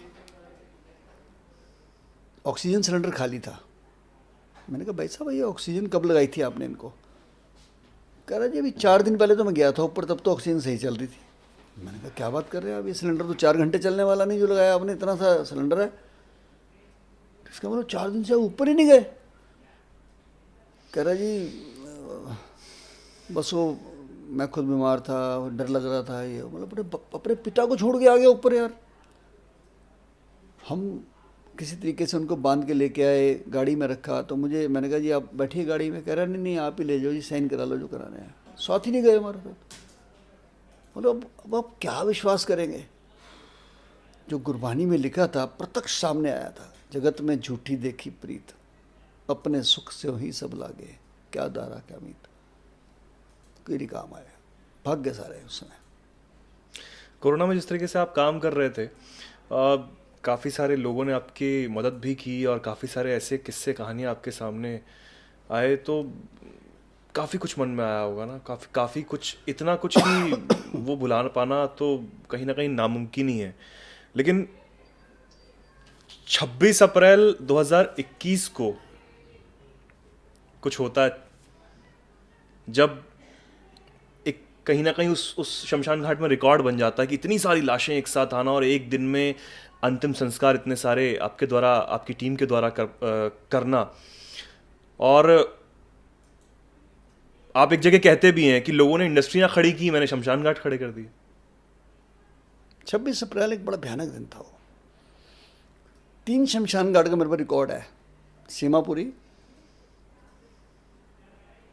कड़कड़डूमा, गाजीपुर। एक दिन में 496 डेड बॉडी आई थी, 496। ये रिकॉर्ड मेरा नहीं है, एमसीडी का रिकॉर्ड है। ये मुझे विकास आनंद जी जो कमिश्नर थे एमसीडी के, उन्होंने बताया। कह रहे शंटी जी ये डे आपको याद है? और विकास आनंद जी ने मेरे साथ बहुत मेहनत की। कुछ ऑफिसर्स ने तो बहुत काम किया, सच बोलूँ, कुछ ऑफिसर्स ने बहुत काम किया अपनी जान। एक संजीव जी थे, डीएम थे शादरा के, संजीव कुमार जी आईएएस, क्या काम किया उन्होंने नायब। उन्होंने वहाँ क्वारंटाइन सेंटर बना दिया, ये जेल जो है मंडोली जेल के पास। फिर उन्होंने जीटीबी में मोर्चरी पे काम, मतलब कई लोगों ने बहुत अच्छा काम किया, इसमें कोई दो राय नहीं है। कई चुने हुए नुमाइंदे भी भाग गए, फ़ोन ही नहीं उठाए लोगों के डर के मारे। कहीं उनको लगता था फ़ोन में भी एक इन्फेक्शन ना आ जाए। लेकिन हम तो सोच चुके थे, गुरबानी में लिखा है ना, मोहे मरने का चाव है, मरूँ तो हर के द्वार। हम तो सोच चुके थे कि मौत तो आनी है तो आ जाए, अब देखा जाएगा। जो है कफन बांध लिया था सिर पे। उसके अगले दिन रात को ही, दरमियानी रात को 27 अप्रैल को पीएमओ से फ़ोन आता आपके पास? खुद करा पीएम साहब ने। बड़ी मज़ेदार बात है कि पहले आया मुझे उपराष्ट्रपति जी का फ़ोन, श्री वेंकैया नायडू जी का। तो उनके पीए साहब ने कहा कि शंटी जी बोल रहे हैं। मैंने कहा, कहते जी माननीय वेंकैया नायडू जी बात करेंगे। तो उन्होंने कहा शंटी जी मैं टीवी पे देख रहा हूँ, जैसा सुना था वैसा ही पाया मैंने कहा जी क्या? कहते कि 1.25 लाख से एक लड़ा हूँ तभी गोविंद सिंह नाम का हूँ। ऐसा सुना था आपकी कम्युनिटी के लिए, लेकिन आज मैं देख रहा हूँ, बड़ा दिल खुश हुआ। अच्छा क्या था कि सारा दिन ना मुझे बहुत ऑफिसर्स के, मिनिस्टर्स के, सबके फ़ोन आते थे कि शंटी जी दाह संस्कार जल्दी करा देना।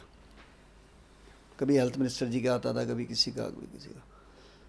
27 अप्रैल को जो फ़ोन आया था रात को 2:30 बजे रात को, तो मेरा ड्राइवर कहने लगा कि कोई फ़ोन है, कह रहे पीएमओ से बोल रहे हैं। मैंने कहा ये भी सिफारिश है कोई। पर मैं क्रिमेशन कर रहा था, मैंने कहा मेरे कान पे फ़ोन लगा दो।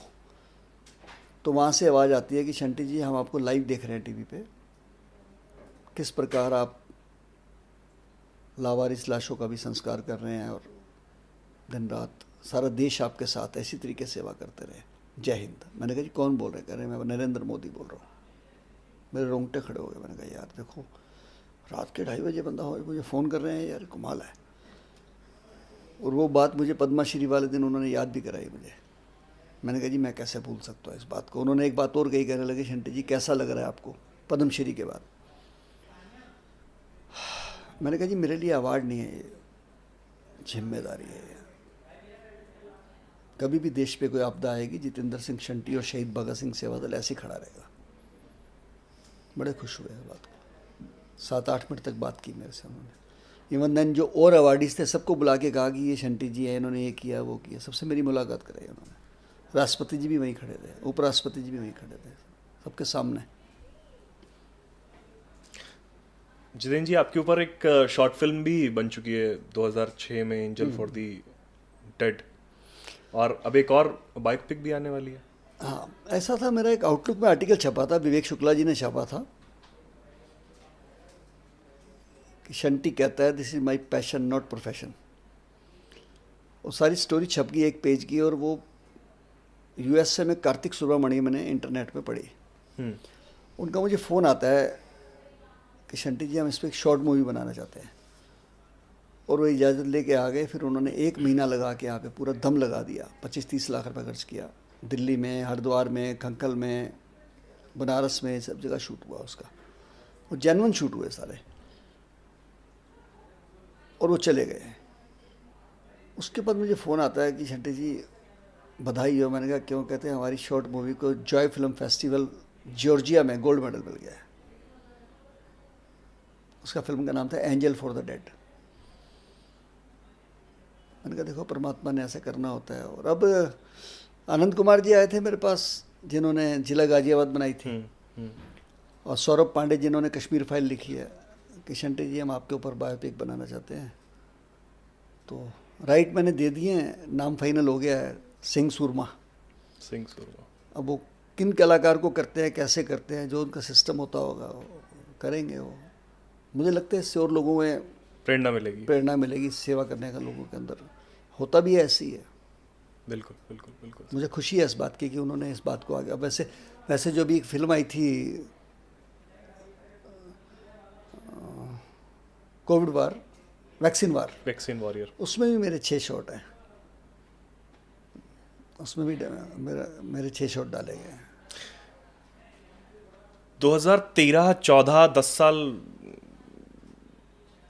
का पहले का वो वक्त, सुबह 5:30 बजे का समय, जितेंद्र सिंह शंटी का घर, कोई एक व्यक्ति आता है एफिडेविट कागजात अटेस्ट करवाने, आप बाहर जाते हैं, गोलियां चलती हैं, सीसीटीवी वीडियो सामने आता है। क्या हुआ था? मेरी ना एक आदत है शुरू से कि मैं निर्भीक रहता हूँ। मैं डरता नहीं हूँ किसी से भी, मतलब ऊपर वाले से डरता हूँ सिर्फ। जाग को राख के साइयाँ मार सके ना कोई। और रात के 2 बजे 3 बजे कोई मेरे आगे बेल बजा जाए, मैं दरवाज़ा बगैर देखे खोल देता हूँ। मुझे लगता है इसको कोई मेरे से काम है जरूरी। मैंने तो समय भी नहीं देखा था, सही बोलूँ, बेल बजी, मैंने दरवाज़ा खोला। अब उन्होंने पहले मेरे अगर आगे कागज़ करे ही थे अभी, और मैं बात करने वाला था, तो उन्होंने मुझे गिरेबान से पकड़ के बाहर खींच लिया और झपट्टा। कितने लोग थे? अकेला बंदा था, अकेला था, मेरे से तकड़े थे वो। और खींचने लगा, और खींच के मुझे समझ ली 15-20 फीट हमारे घर की गली तक लेके गए। सब कुछ सीसीटीवी में आ रहा था। मुझे लगा शायद किडनैप कर रहा है, लेकिन मैं हाथापाई हुआ हूँ अच्छी तरह से, गुत्थम गुत्था हो गया। फिर जब उसने पिस्टल निकाली ना, अच्छी वाली पिस्टल थी, कुछ जैसे 9mm की होती है इस टाइप की। अब मैंने सोच लिया कि अब ये ठोक देगा, गुत्थम गुत्था में गोली ठोकेगी। तो मैं किसी तरीके छुड़वा के भागा वहाँ से अपने घर के दरवाजे की तरफ। पर मेरी बदकिस्मती की, दरवाजे को जब मैंने हाथ लगाया तो दरवाज़ा लॉक हो गया। वो ऑटोमेटिक लॉक वाला था। वो घबराहट में मैंने पुश कर दिया उसको। अब मैं गली में भागा जिगजोग होके, तो उसने एक फायर किया मेरा, वो पेड़ में लगा। दूसरा किया मैं नाइट सूट ऐसे झुका था आगे, मेरे नाइट सूट को टच करके निकल गया। और तीसरा दरवाजे में लगा। 3 गोलियां उन्होंने चलाई 9mm की पिस्टल से। इतने में क्या हुआ, मेरे घर के सामने मस्जिद है 50 कदम की दूरी पे। अजान हो गई एकदम से। अजान होती क्या होता है कि वहाँ थोड़ी भीड़ में लोग बाहर आने शुरू हो जाते हैं, मेरे एरिया में जो लोग परिवार रहते हैं।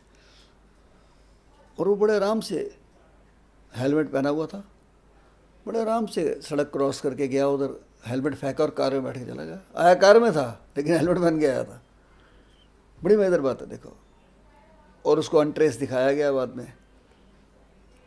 क्या हुआ उस जांच में? कुछ नहीं, अनट्रेस दिखा दिया, मिला ही नहीं।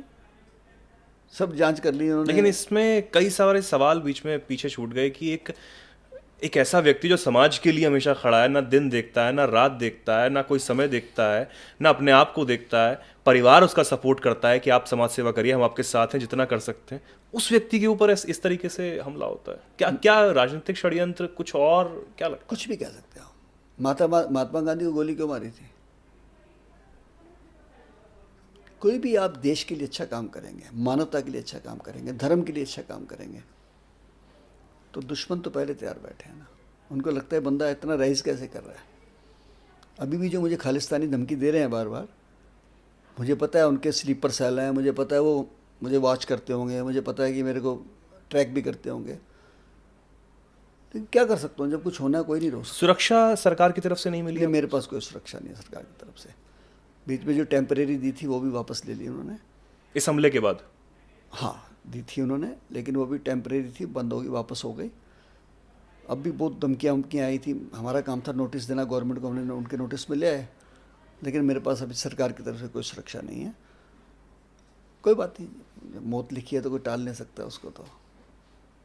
लेकिन बड़ा बड़ा ताज्जुब की बात लगती है कि जहाँ पर जितेंद्र सिंह शंटी एक ऐसा नाम जिसको लोग, वो परिवार जिन्होंने मौत करीब से देखी है, जिन्होंने एक ऐसा भयावह समय करीब से देखा है जब कोई अपना साथ नहीं खड़ा था, वो जितेंद्र सिंह शंटी परिवार से ज़्यादा करीब उनके था, और उसके ऊपर इस तरीके से हमला होता है। राजनीति में भी आप पहले सक्रिय रहे, पहले आपके दिमाग में नहीं आता है कि ये क्या हुआ होगा? कभी आपने सोचा भी नहीं उसके बाद, या समय नहीं सोचा है, सोचा है। मेरे सियाने लोग हैं और मेरे जो धार्मिक लोग हैं, जो आध्यात्मिक लोग हैं, वो कहते हैं तो होगा ही ऐसे। तो जिस वृक्ष पे पेड़ लगेंगे पत्थर तो वहाँ पड़ेगा ही ना। जिस वृक्ष पे फल लगेंगे लोग पत्थर वहीं मारते हैं ना, खजूर के पेड़ पर थोड़ा मारते हैं। तेरे ऊपर वो लांछन भी लगाएंगे, तेरे को मारेंगे भी कि तू इतना कैसे उठ रहा है। आज दुनिया बुलाती है मुझे, कश्मीर से लेकर कन्याकुमारी तक, पॉडकास्ट के लिए, लेक्चर के लिए, मोटिवेशनल लेक्चर के लिए। अभी स्पीकर साहब ने मुझे कोटा में बुलाया था कि यहाँ बच्चे सुसाइड बहुत करते हैं, शंटी जी यहाँ मोटिवेट करो इनको। मैं गया था वहाँ पे, कश्मीर गया था अभी मैं, राज्यपाल जी ने वहाँ सम्मान दिया मेरे को वहाँ पे। कोई दिल्ली, इंडिया की कोई स्टेट बची नहीं जहाँ मैं जाके नहीं आया। मैं देश के लिए बोलता हूँ, मानवता के लिए बोलता हूँ, अच्छे कामों के लिए बोलता हूँ, मेरी आदत है। इतना सब करते हो, और जो आपने अभी किस्से बताए कोरोना के, कि परिवार अपने माँ बाप को नहीं देख रहा है, बाप 4 दिन से पड़ा हुआ है, उसको पता भी नहीं कि ऑक्सीजन सिलेंडर ख़त्म हो गया। आपने शुरुआत में कहा था कि आपकी माँ से आपको प्रेरणा मिली, और माँ ने कहा था अगर ये काम शुरू किया है तो इसे कभी रोकना नहीं और कभी अहंकार मत करना। आज जितेंद्र सिंह शंटी कभी अकेले में बैठते हैं और अपने साथ सिर्फ वक्त गुजारना चाहते हैं, थोड़ा ही सही, माँ को याद करते हैं, माँ बाप को याद करते हैं, क्या सोचते हैं, क्या जहन में आता है इस क्रूर समाज से होते हुए अपने माँ बाप को याद करने तक? माँ जैसी चीज़ नहीं मिल सकती है। माँ ना एक ऐसी शक्ति है जो आपको काम करने की ताकत देती है। मुझे याद है, मैं जब इलेक्टेड था, मैं हाउस में बैठा होता था, सदन चल रहा होता था, तो मेरी माँ का फ़ोन आता था। मैं उठाता नहीं था कि वहाँ बोल नहीं सकते, अंदर बातें। फिर जब 2-3 बार बेल आती थी, मैं उठ के बाहर चला जाता था। तो मैं कहता था जल्दी बताओ क्या काम है। कहता नहीं, मैं पूछ रही थी कि खाना खा लिया तुमने कि नहीं खा लिया। माँ को मैं बहुत मिस करता हूँ। माँ एक ताकत है, माँ एक शक्ति है। माँ से बड़ा आशीर्वाद किसी का नहीं। माँ कभी बुरा नहीं चाहेगी बच्चे का। आज मिस करता हूँ मैं इस बात को, बहुत ज़्यादा मिस करता हूँ मैं। धन्य है वो लोग जिनके सिर पर माँ है, और मैं समझता हूँ वो माँ बाप जिनके सिर पे है और वो सेवा नहीं करते हैं, उनसे बड़ा दुर्भाग्य भी किसी का नहीं होगा। वो चीज़ दोबारा नहीं मिलनी है, सच जानो तो। मैं हम तरसते हैं उस चीज़ के लिए कि माँ जैसी चीज़ नहीं मिल सकती है। सच जानो है, मैं तो बहुत मिस करता हूँ। आंखें नम है आपकी। और जब ये समाज के बारे में आप सोचते हैं कि ये समाज इस तरीके से कर रहा है, तो गुस्से से भी भर जाता होगा मन कभी कभी? नहीं, गुस्सा करके आप क्या कर लेंगे। असल में समाज सिस्टम गड़बड़ हो गया है।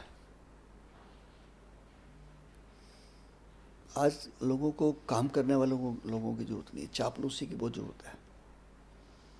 मैंने थोड़े दिन राजनीति में भी रह के देखा। मुझे मेरे दोस्तों ने इंडिपेंडेंट खड़ा किया था 2007 में, मैं चुनाव जीता। मुझे याद है, मैं चुनाव लड़ने गया तो इंडिपेंडेंट में चुनाव चिन्ह अपने आप लेना होता है। तो मेरी माँ ने कहा था कि हवाई जहाज ले ले। मैंने कहा क्यों? कहते नानक नाम जहाज है, चढ़े सोतरे पार। और मैं जीत गया। उसके बाद मुझे फिर निगम की टिकट मिली, फिर जीत गया। मैं विधानसभा में लगी, मैं फिर जीत गया। 3 बार मैं लगातार जीता वहाँ पे। लेकिन फिर मैं जब सेवा में ज़्यादा अंदर घुस गया और अब पद्मश्री आ गया, तो हुआ क्या, अभी जो लोकसभा के चुनाव गए हैं, मुझे संगठन ने बुलाया कि शंटी जी हम आपको चुनाव लड़ाना चाहते हैं। मैंने कहा जी मेरी दिली इच्छा तो नहीं है। उसका कारण है कि जो चुनाव लड़के मिल सकता है वो मेरे पास है, सब कुछ समृद्धि मिल सकती है मेरे पास है, सब कुछ है, परमात्मा की कृपा से। पर अगर संगठन कहेगा, मेरे पे विश्वास करेगा, तो मैं लड़ूंगा चुनाव। ठीक। लेकिन जैसे ही पता लगा ये बात हमारे संगठन के कुछ लोगों को कि यार ये शंटी को एमपी की टिकट दे रहे हैं, उन्होंने फट से पर्चे छपवाए और ऊपर तक पहुंचा दिए और सोशल मीडिया पे डाल दिए कि ये तो करप्ट आदमी है, इसने तो पद्मश्री भी नकली लिया है, इसने तो गोली भी नकली चलवाई है, इसका तो बेटा भी करप्ट है, ये तो करेक्टरलेस लोग हैं। ये सब कुछ लिख के छाप दिया उन्होंने। मुझे बड़ी खुशी हुई दिल के अंदर से कि मेरी सफाई जो मैं चाह रहा था मेरे सामने आ गया। वो जो मुझे लोगों से सुनने को मिलना था, यानी जो मुझे चुनाव लड़ने के लिए कह रहे हैं, उन्हीं के बंदे पर्चे बांट रहे हैं। तो दिल के अंदर एक, समझ लीजिए कि बीज उठ गया नया कि यार इतनी भी गंदगी हो सकती है। मतलब ऐसा भी सुना तो था, लेकिन अब सामने देख लिया मैंने। अब लेकिन वक्त आएगा, मैं जवाब दूंगा इसका। पता नहीं होता वक्त कहाँ खड़ा कर देता ला के। और जरूरी नहीं, देखिए इंसान किसी पार्टी से नहीं बंधा होता है, कर्म से बंधा होता है। मैं कर्मशील इंसान हूँ, मैं कर्म कर रहा हूँ। जिसको मेरा कर्म पसंद आएगा और पब्लिक मुझे पसंद करेगी, तो मैं जनता की सेवा के लिए एक बार फिर आगे आऊँगा, पीछे नहीं हटूँगा। अगर मुझे मौका मिलेगा किसी से भी, मैं किसी, क्योंकि मैं उन लोगों से तो बिल्कुल नहीं बंधना चाहता कि जो मुझे बदनाम करके कुछ करें। लेकिन हाँ, कोई भी अगर मुझे मौका देता है और मेरे पे विश्वास करता है, तो उसका विश्वास सफल होगा, निश्चित है। मुझे पब्लिक पे भरोसा है इस बात का। आज मेरे पास सोशल मीडिया पे 4 करोड़ से ज़्यादा फॉलोवर है मेरे। तो ऐसे तो नहीं है, मैं लोगों का एहसान नहीं उतार सकता कि जब मैं डेथ बेड पे था, मैं और मेरा परिवार, मेरे बच्चे, कोई ऐसा धर्म नहीं बचा, कोई ऐसा पंथ नहीं बचा, कोई ऐसा धर्म गुरु नहीं बचा जिसने मेरे लिए प्रेरणा करी हो। वैष्णो देवी के महंत जी का फ़ोन आया मुझे, शिरडी के साईं बाबा से फ़ोन आया, अकाल तख्त साहिब से फ़ोन आया मेरे को, यहाँ तक कि अरब कंट्री से मुझे एक मुस्लिम महिला का फ़ोन आया कि शंटी जी हम आपको नहीं जानते हैं, लेकिन ये सब कुछ देखते हुए हम सब आज की यहाँ की महिलाओं ने आज आपके लिए इबादत की नमाज रखी है। ये छोटी बात नहीं है यार। मैं उसी के दम पे बचा, मेरा परिवार उसी के दम पे काम किया हमने, विल पावर के साथ। इसलिए सिंघम अभी जिंदा है, निष्ठा के साथ काम कर रहे हैं, निष्ठा के साथ सेवा कर रहे हैं। और कभी सिंह इज किंग। जब राजनीतिक मौका मिलेगा तो आगे बढ़ के दिखाएंगे हम, पीछे हटने वाले नहीं हैं। एक मेरा आखिरी सवाल रहेगा जितेंद्र जी, आपको हमेशा जो आपकी शान है पगड़ी, उसमें पीले रंग में ही देखा है, इसके पीछे कोई खास वजह? अक्षय कुमार कहते हैं ना फिल्म में भी, जब मैं कहीं किसी फिल्म में पगड़ी पहनता हूँ तो मुझे लगता है राजा बन गया है। ये राजा हमें गुरु गोविंद सिंह जी ने बनाया है। पहली बात तो इसका मुकाबला किसी चीज़ से नहीं है। मैं एक दिन ट्रेन में जा रहा था तो एक सज्जन ने मुझे कहा कि शंटी जी कितने मीटर पगड़ी बांधते हैं? मैंने कहा 6.5 मीटर। यार इतना भार आपने सिर पे रखा हुआ है, इसका फ़ायदा क्या? मैंने कहा कापी पेंसिल निकालो, हम आपको फ़ायदा बता देंगे। अभी कहता क्या मतलब? मैंने कहा अभी कुएं में गिर गया कोई, किसे निकालना है तो हम तो खींच के निकाल सकते हो उसको। कह रहा बहुत बड़ी बात की आपने। मैंने कहा परमात्मा ना करे अभी एक्सीडेंट हो जाए, किसी की डेथ हो जाए, उसका कफन नहीं है, तो कफन तो हमने सिर पे बांधा हुआ है। रास्ते में जा रहे हैं, किसी की डेथ हो गई है, उसकी बॉडी को ढकने के लिए कपड़ा नहीं है, हम ढक सकते हैं। पेशेंट को उठाना है, कपड़ा नहीं है, हम उठा सकते हैं।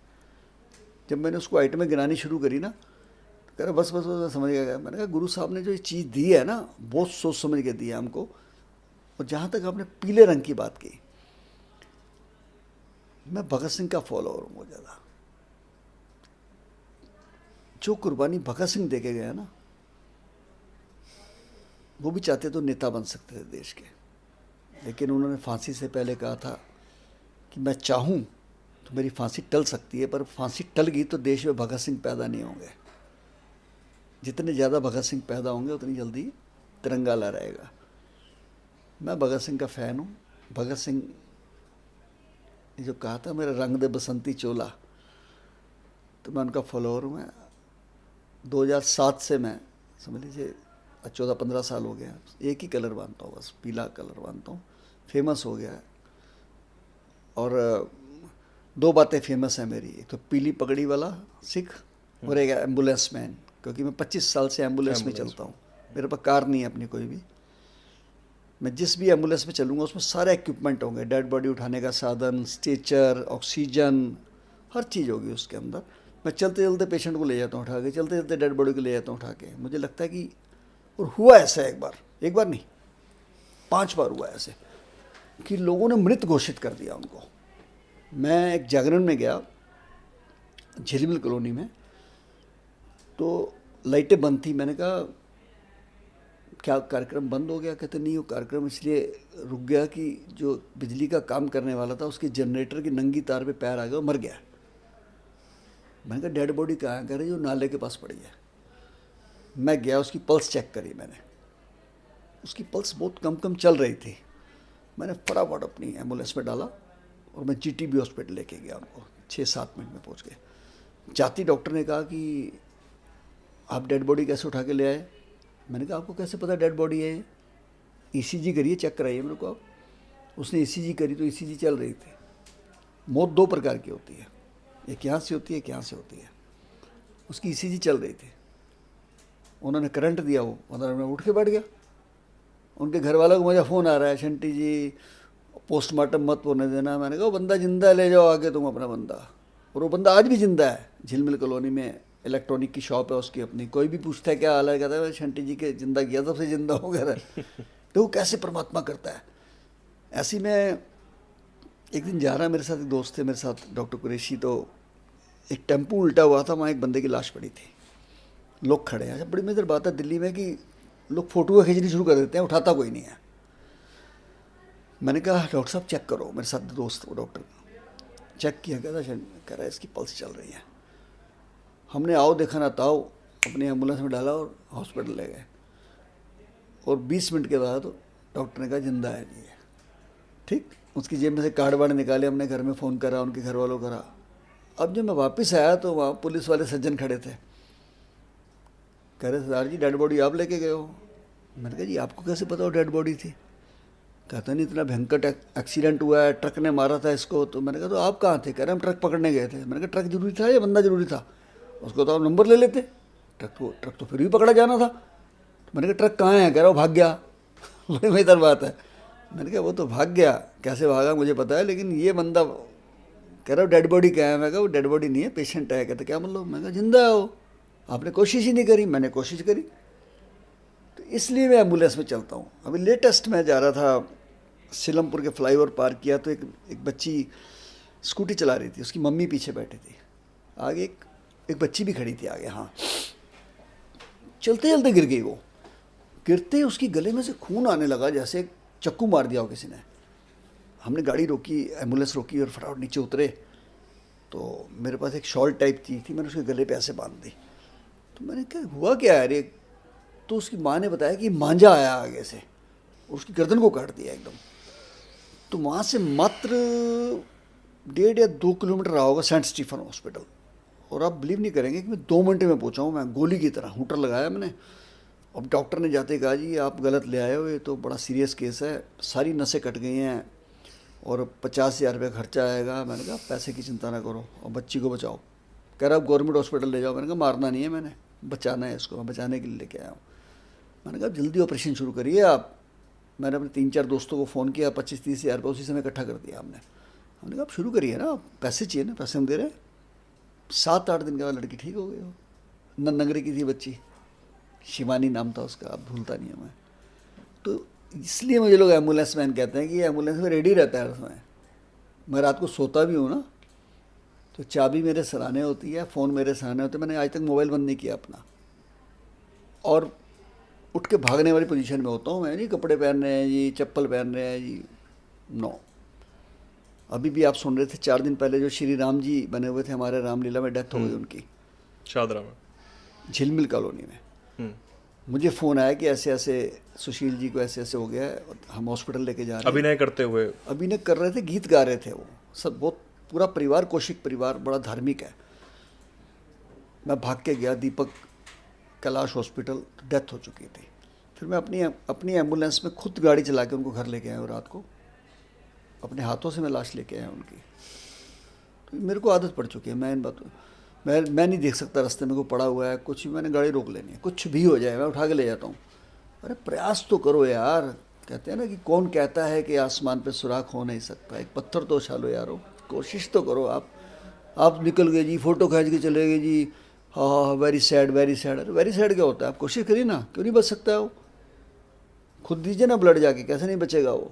106 बार ऐसे थोड़ा मैंने ब्लड दे दिया, ऐसे थोड़ा वर्ल्ड बुक ऑफ रिकॉर्ड में नाम आ गया मेरा। ब्लड डोनेट करने को लेकर भी सर काफ़ी सारे मिथ हैं, काफ़ी चीज़ें ऐसी हैं कि अब ब्लड डोनेट नहीं करना चाहिए, ऐसे ब्लड डोनेट नहीं करना चाहिए। 3 बातें बता देता हूँ। 18 साल से लेके 63-64 साल, मैं अब 63 का हूँ।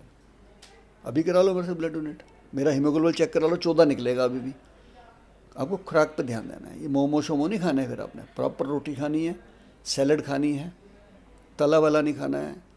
कोशिश करो कि गंद वाला मत खाओ, अच्छी रोटी खाओ, अच्छा भोजन खाओ, फ्रूट खाओ, सब्जियां खाओ। साल में 4 बार ब्लड डोनेट करो, कुछ नहीं फ़र्क पड़ता, कुछ नहीं फ़र्क पड़ता है। आपका 1 यूनिट ब्लड 4 लोगों की जान बचा सकता है, अलग अलग उसमें इक्विपमेंट निकलते हैं। इसलिए मैं तो सबको प्रेरित करता हूँ कि ब्लड डोनेट करो ज़्यादा से ज़्यादा। और जो ब्लड डोनेट नहीं करते हैं उनके शरीर में थक्के भी जम जाते हैं। अगर उनका हीमोग्लोबिन 16-17 चला गया तो ब्लड कैंसर भी हो सकता है। मेरे दोस्त को हुआ है, फिर वो सिरिंज से निकाल के वेस्ट ही करेंगे, ब्लड आपका डिस्ट्रॉय करेंगे, वो काम नहीं आएगा किसी के। ब्लड डोनेट को लेकर जब हम लोग ब्लड बैंक में ब्लड देते हैं, और काफ़ी सारे अब तो क्योंकि शिविर भी लगते हैं, आप भी ब्लड डोनेट करते हैं, काफ़ी ये भी मिथ चलते हैं, काफ़ी ये भी बातें आती हैं कि ब्लड जो है वो ख़राब हो जाता है, ऐसा कुछ है, वेस्ट हो जाता है। ये सब बहानेबाजी है। अब जिन्होंने, कई लोग आंखें दान मत करो जी, अगले जन्म में अंधे पैदा होंगे, बताओ इसका क्या लेने देना अंधे पैदा होने से अगले साल से? अब तो लोग बॉडी डोनेट कर रहे हैं। तो भैया खून देने से कोई फ़र्क नहीं पड़ता है, बल्कि जो खून नहीं देते हैं उनकी बॉडी ख़राब हो रही है सबकी। अब मैं बता देता हूँ आपको, मैंने एंजियोग्राफी कराई 10 साल पहले, और एस्कॉट में कराई, डॉक्टर अशोक सेठ ने करी। और अशोक जी ने मुझे कहा कि शंटी जी मेरे ना टेबल से कोई खाली नहीं गया वापस आज तक, स्टंट तो डलेंगे। मैंने कहा डलेंगे तो डाल देना भाई, उसमें क्या बात है। मैंने ये भी बता दिया घर वालों को कौन से डालने हैं। अब वो टीवी पे देख रहे हैं, तार डाली नीचे से उन्होंने, डालते डालते हंसने लगे मुझे, कह रहे यार सरदार जी पहला सरदार ऐसा देखा टेबल पे जिसका ब्लॉकेज ही 30-35 है, इतना तो बच्चे का होता है। कारण, मैं कहा ब्लड डोनेट करता हूँ। कहता कितनी बार करा है? मैं कहा 80 बार हो गया। कह रहा उठ जाओ बेड से, चलो कुछ नहीं होने का तुमको कह रहा है। मतलब ब्लड डोनेट करना बहुत बड़ी चीज़ है, आपका कोलेस्ट्रॉल सब निकल जाता है, आपके थक्के जमे हुए निकल जाते हैं। और मैं उसे बहुत छोटे स्पष्ट मायने में एग्जांपल दूँ तो हमारी बहनों को माहवारी होती है, उनका कितना ब्लड निकल जाता है। सिस्टम है परमात्मा ने बनाया है कि हमारे को चोट लगती है, लीटर खून निकल जाता है, क्या बिगड़ता है? कुछ नहीं बिगड़ता है। आप जितना ब्लड डोनेट करेंगे उतना स्वच्छ ब्लड आएगा, उतनी काम करने की शक्ति बढ़ेगी, आपकी एनर्जी बढ़ती है आपकी। आप मुझे अभी ब्लड दिला दिए, ITO तक पैदल जाऊँगा मैं यहाँ से, मुझे कुछ नहीं होगा। ये सब लोगों ने मिथ्या अपने अलग अलग बनाए हुए हैं अपने तरीके से, ये करोगे तो ये हो जाएगा, ये सब नाकामियाँ हैं, झूठ है। शमशान में जाओगे, आओगे नहाना पड़ेगा। अरे मैं तो नहाता ही रह जाता, घिस जाता मैं तो अब तक। मैं तो अभी भी दिन में 6-6 बार जाता हूँ। आज भी मेरे पास डेड बॉडी की लावारिस की एवरेज है महीने में 125 की है कम से कम, जो पुलिस की आती हैं, पुलिस को मिलती हैं। जैसे सर्दी आ रही है, सर्दी में 5-7 बॉडी पर डे मिलना आम बात है। या जैसे पीछे गर्मी पीक पे हो गई थी, एक दिन में 400 बॉडी थी दिल्ली में, एक दिन में 400 लोग मरे थे। उस समय मैं तो नहीं परवाह करता, मैं तो रोज़ जाता हूँ शमशान घाट में। इसमें तो मैं पुलिस की तारीफ़ भी करता हूँ कि बेचारे पहले लावारिस बॉडी उठाते हैं, फिर हॉस्पिटल लेके जाते हैं, फिर मोर्चरी लेके जाते हैं, फिर शमशान में लेके आते हैं। वो तो 4 दिन तक बंधे ही रहते हैं एक बॉडी के साथ। फिर शहीद भगत सिंह सेवा दल के हवाले करते हैं। तो मैं सभी देशवासियों को अपील करूंगा आपके चैनल के माध्यम से कि आप अपना काम करें, बिजनेस करें, कुछ भी करें, पॉलिटिक्स करें, सोशल काम करें, लेकिन मानवता के लिए आपको कुछ ना कुछ करना चाहिए। और अगर आप भी शहीद भगत सिंह सेवा दल के साथ जुड़ना चाहते हैं हमारे साथ, तो मेरा नंबर है 8750674433 9999979843। और हो सकता है कहीं आप जैसे लोग यज्ञ में भी जुड़ना चाहें, क्योंकि मुझे कई फ़ोन आते हैं बहनों के कि शंटी जी 2 संस्कार, दाह संस्कार हमारी तरफ से भी करा दीजिए, तो वो लोग भी जुड़ सकते हैं हमारे साथ। अब कईयों का फ़ोन आता है, शंटी जी हम एम्बुलेंस देना चाहते हैं या एम्बुलेंस के लिए डीजल देना चाहते हैं, क्योंकि आज बहुत लोग अवेयर हुए हैं कोरोना के बाद। लोगों को समझ आ गया कि हम जो सब कुछ बच्चों के लिए करते हैं, नहीं, हमें समाज के लिए भी करना चाहिए, मानवता के लिए भी कुछ करना चाहिए, देश के लिए। समाज ने हमें इतना कुछ दिया है, हमारा भी तो फर्ज बनता है। हाँ, देश हमें देता है सब कुछ, हम भी तो कुछ देना सीखें। तो मैं उन सभी का धन्यवादी हूँ जिन्होंने शहीद भगत सिंह सेवा दल को मानवता के नाते कोविड के बाद बहुत सहयोग दिया, आशीर्वाद दिया। उन्हीं की बदौलत हम जिंदा हैं। हमारा जब तक शरीर है तब तक हम इसी प्रकार सेवा देश की करते रहेंगे, मानवता की करते रहेंगे। आप प्रेरणा है सर, आप लाखों करोड़ों लोगों की प्रेरणा है। आप उन लोगों की प्रेरणा है जो समाज के लिए सोचते तो बहुत कुछ हैं सिर्फ, लेकिन मन में रह जाता है, कर कुछ नहीं पाते हैं, निकलना चाहते हैं लेकिन कर नहीं पाते हैं। आपसे जुड़ सकते हैं, शहीद भगत सिंह सेवा दल से जुड़ सकते हैं आपके, क्योंकि और सही बात है, आपकी तरफ देखें, आपके परिवार की तरफ देखें, एक बात है, क्योंकि आपका परिवार जब आपके साथ होता है तो एक अलग जोश होता है, एक अलग कॉन्फिडेंस होता है। तो उन परिवारों को भी कहीं ना कहीं ये प्रेरणा मिलेगी कि हाँ, जितेंद्र सिंह शंटी कर सकता है तो हम भी कर सकते हैं। और मैं तो यही कहूँगा कि इंसान का इंसान से हो भाईचारा, यही पैगाम हमारा। बहुत बहुत धन्यवाद। धन्यवाद। जय हिंद। बहुत बहुत धन्यवाद। Thank you.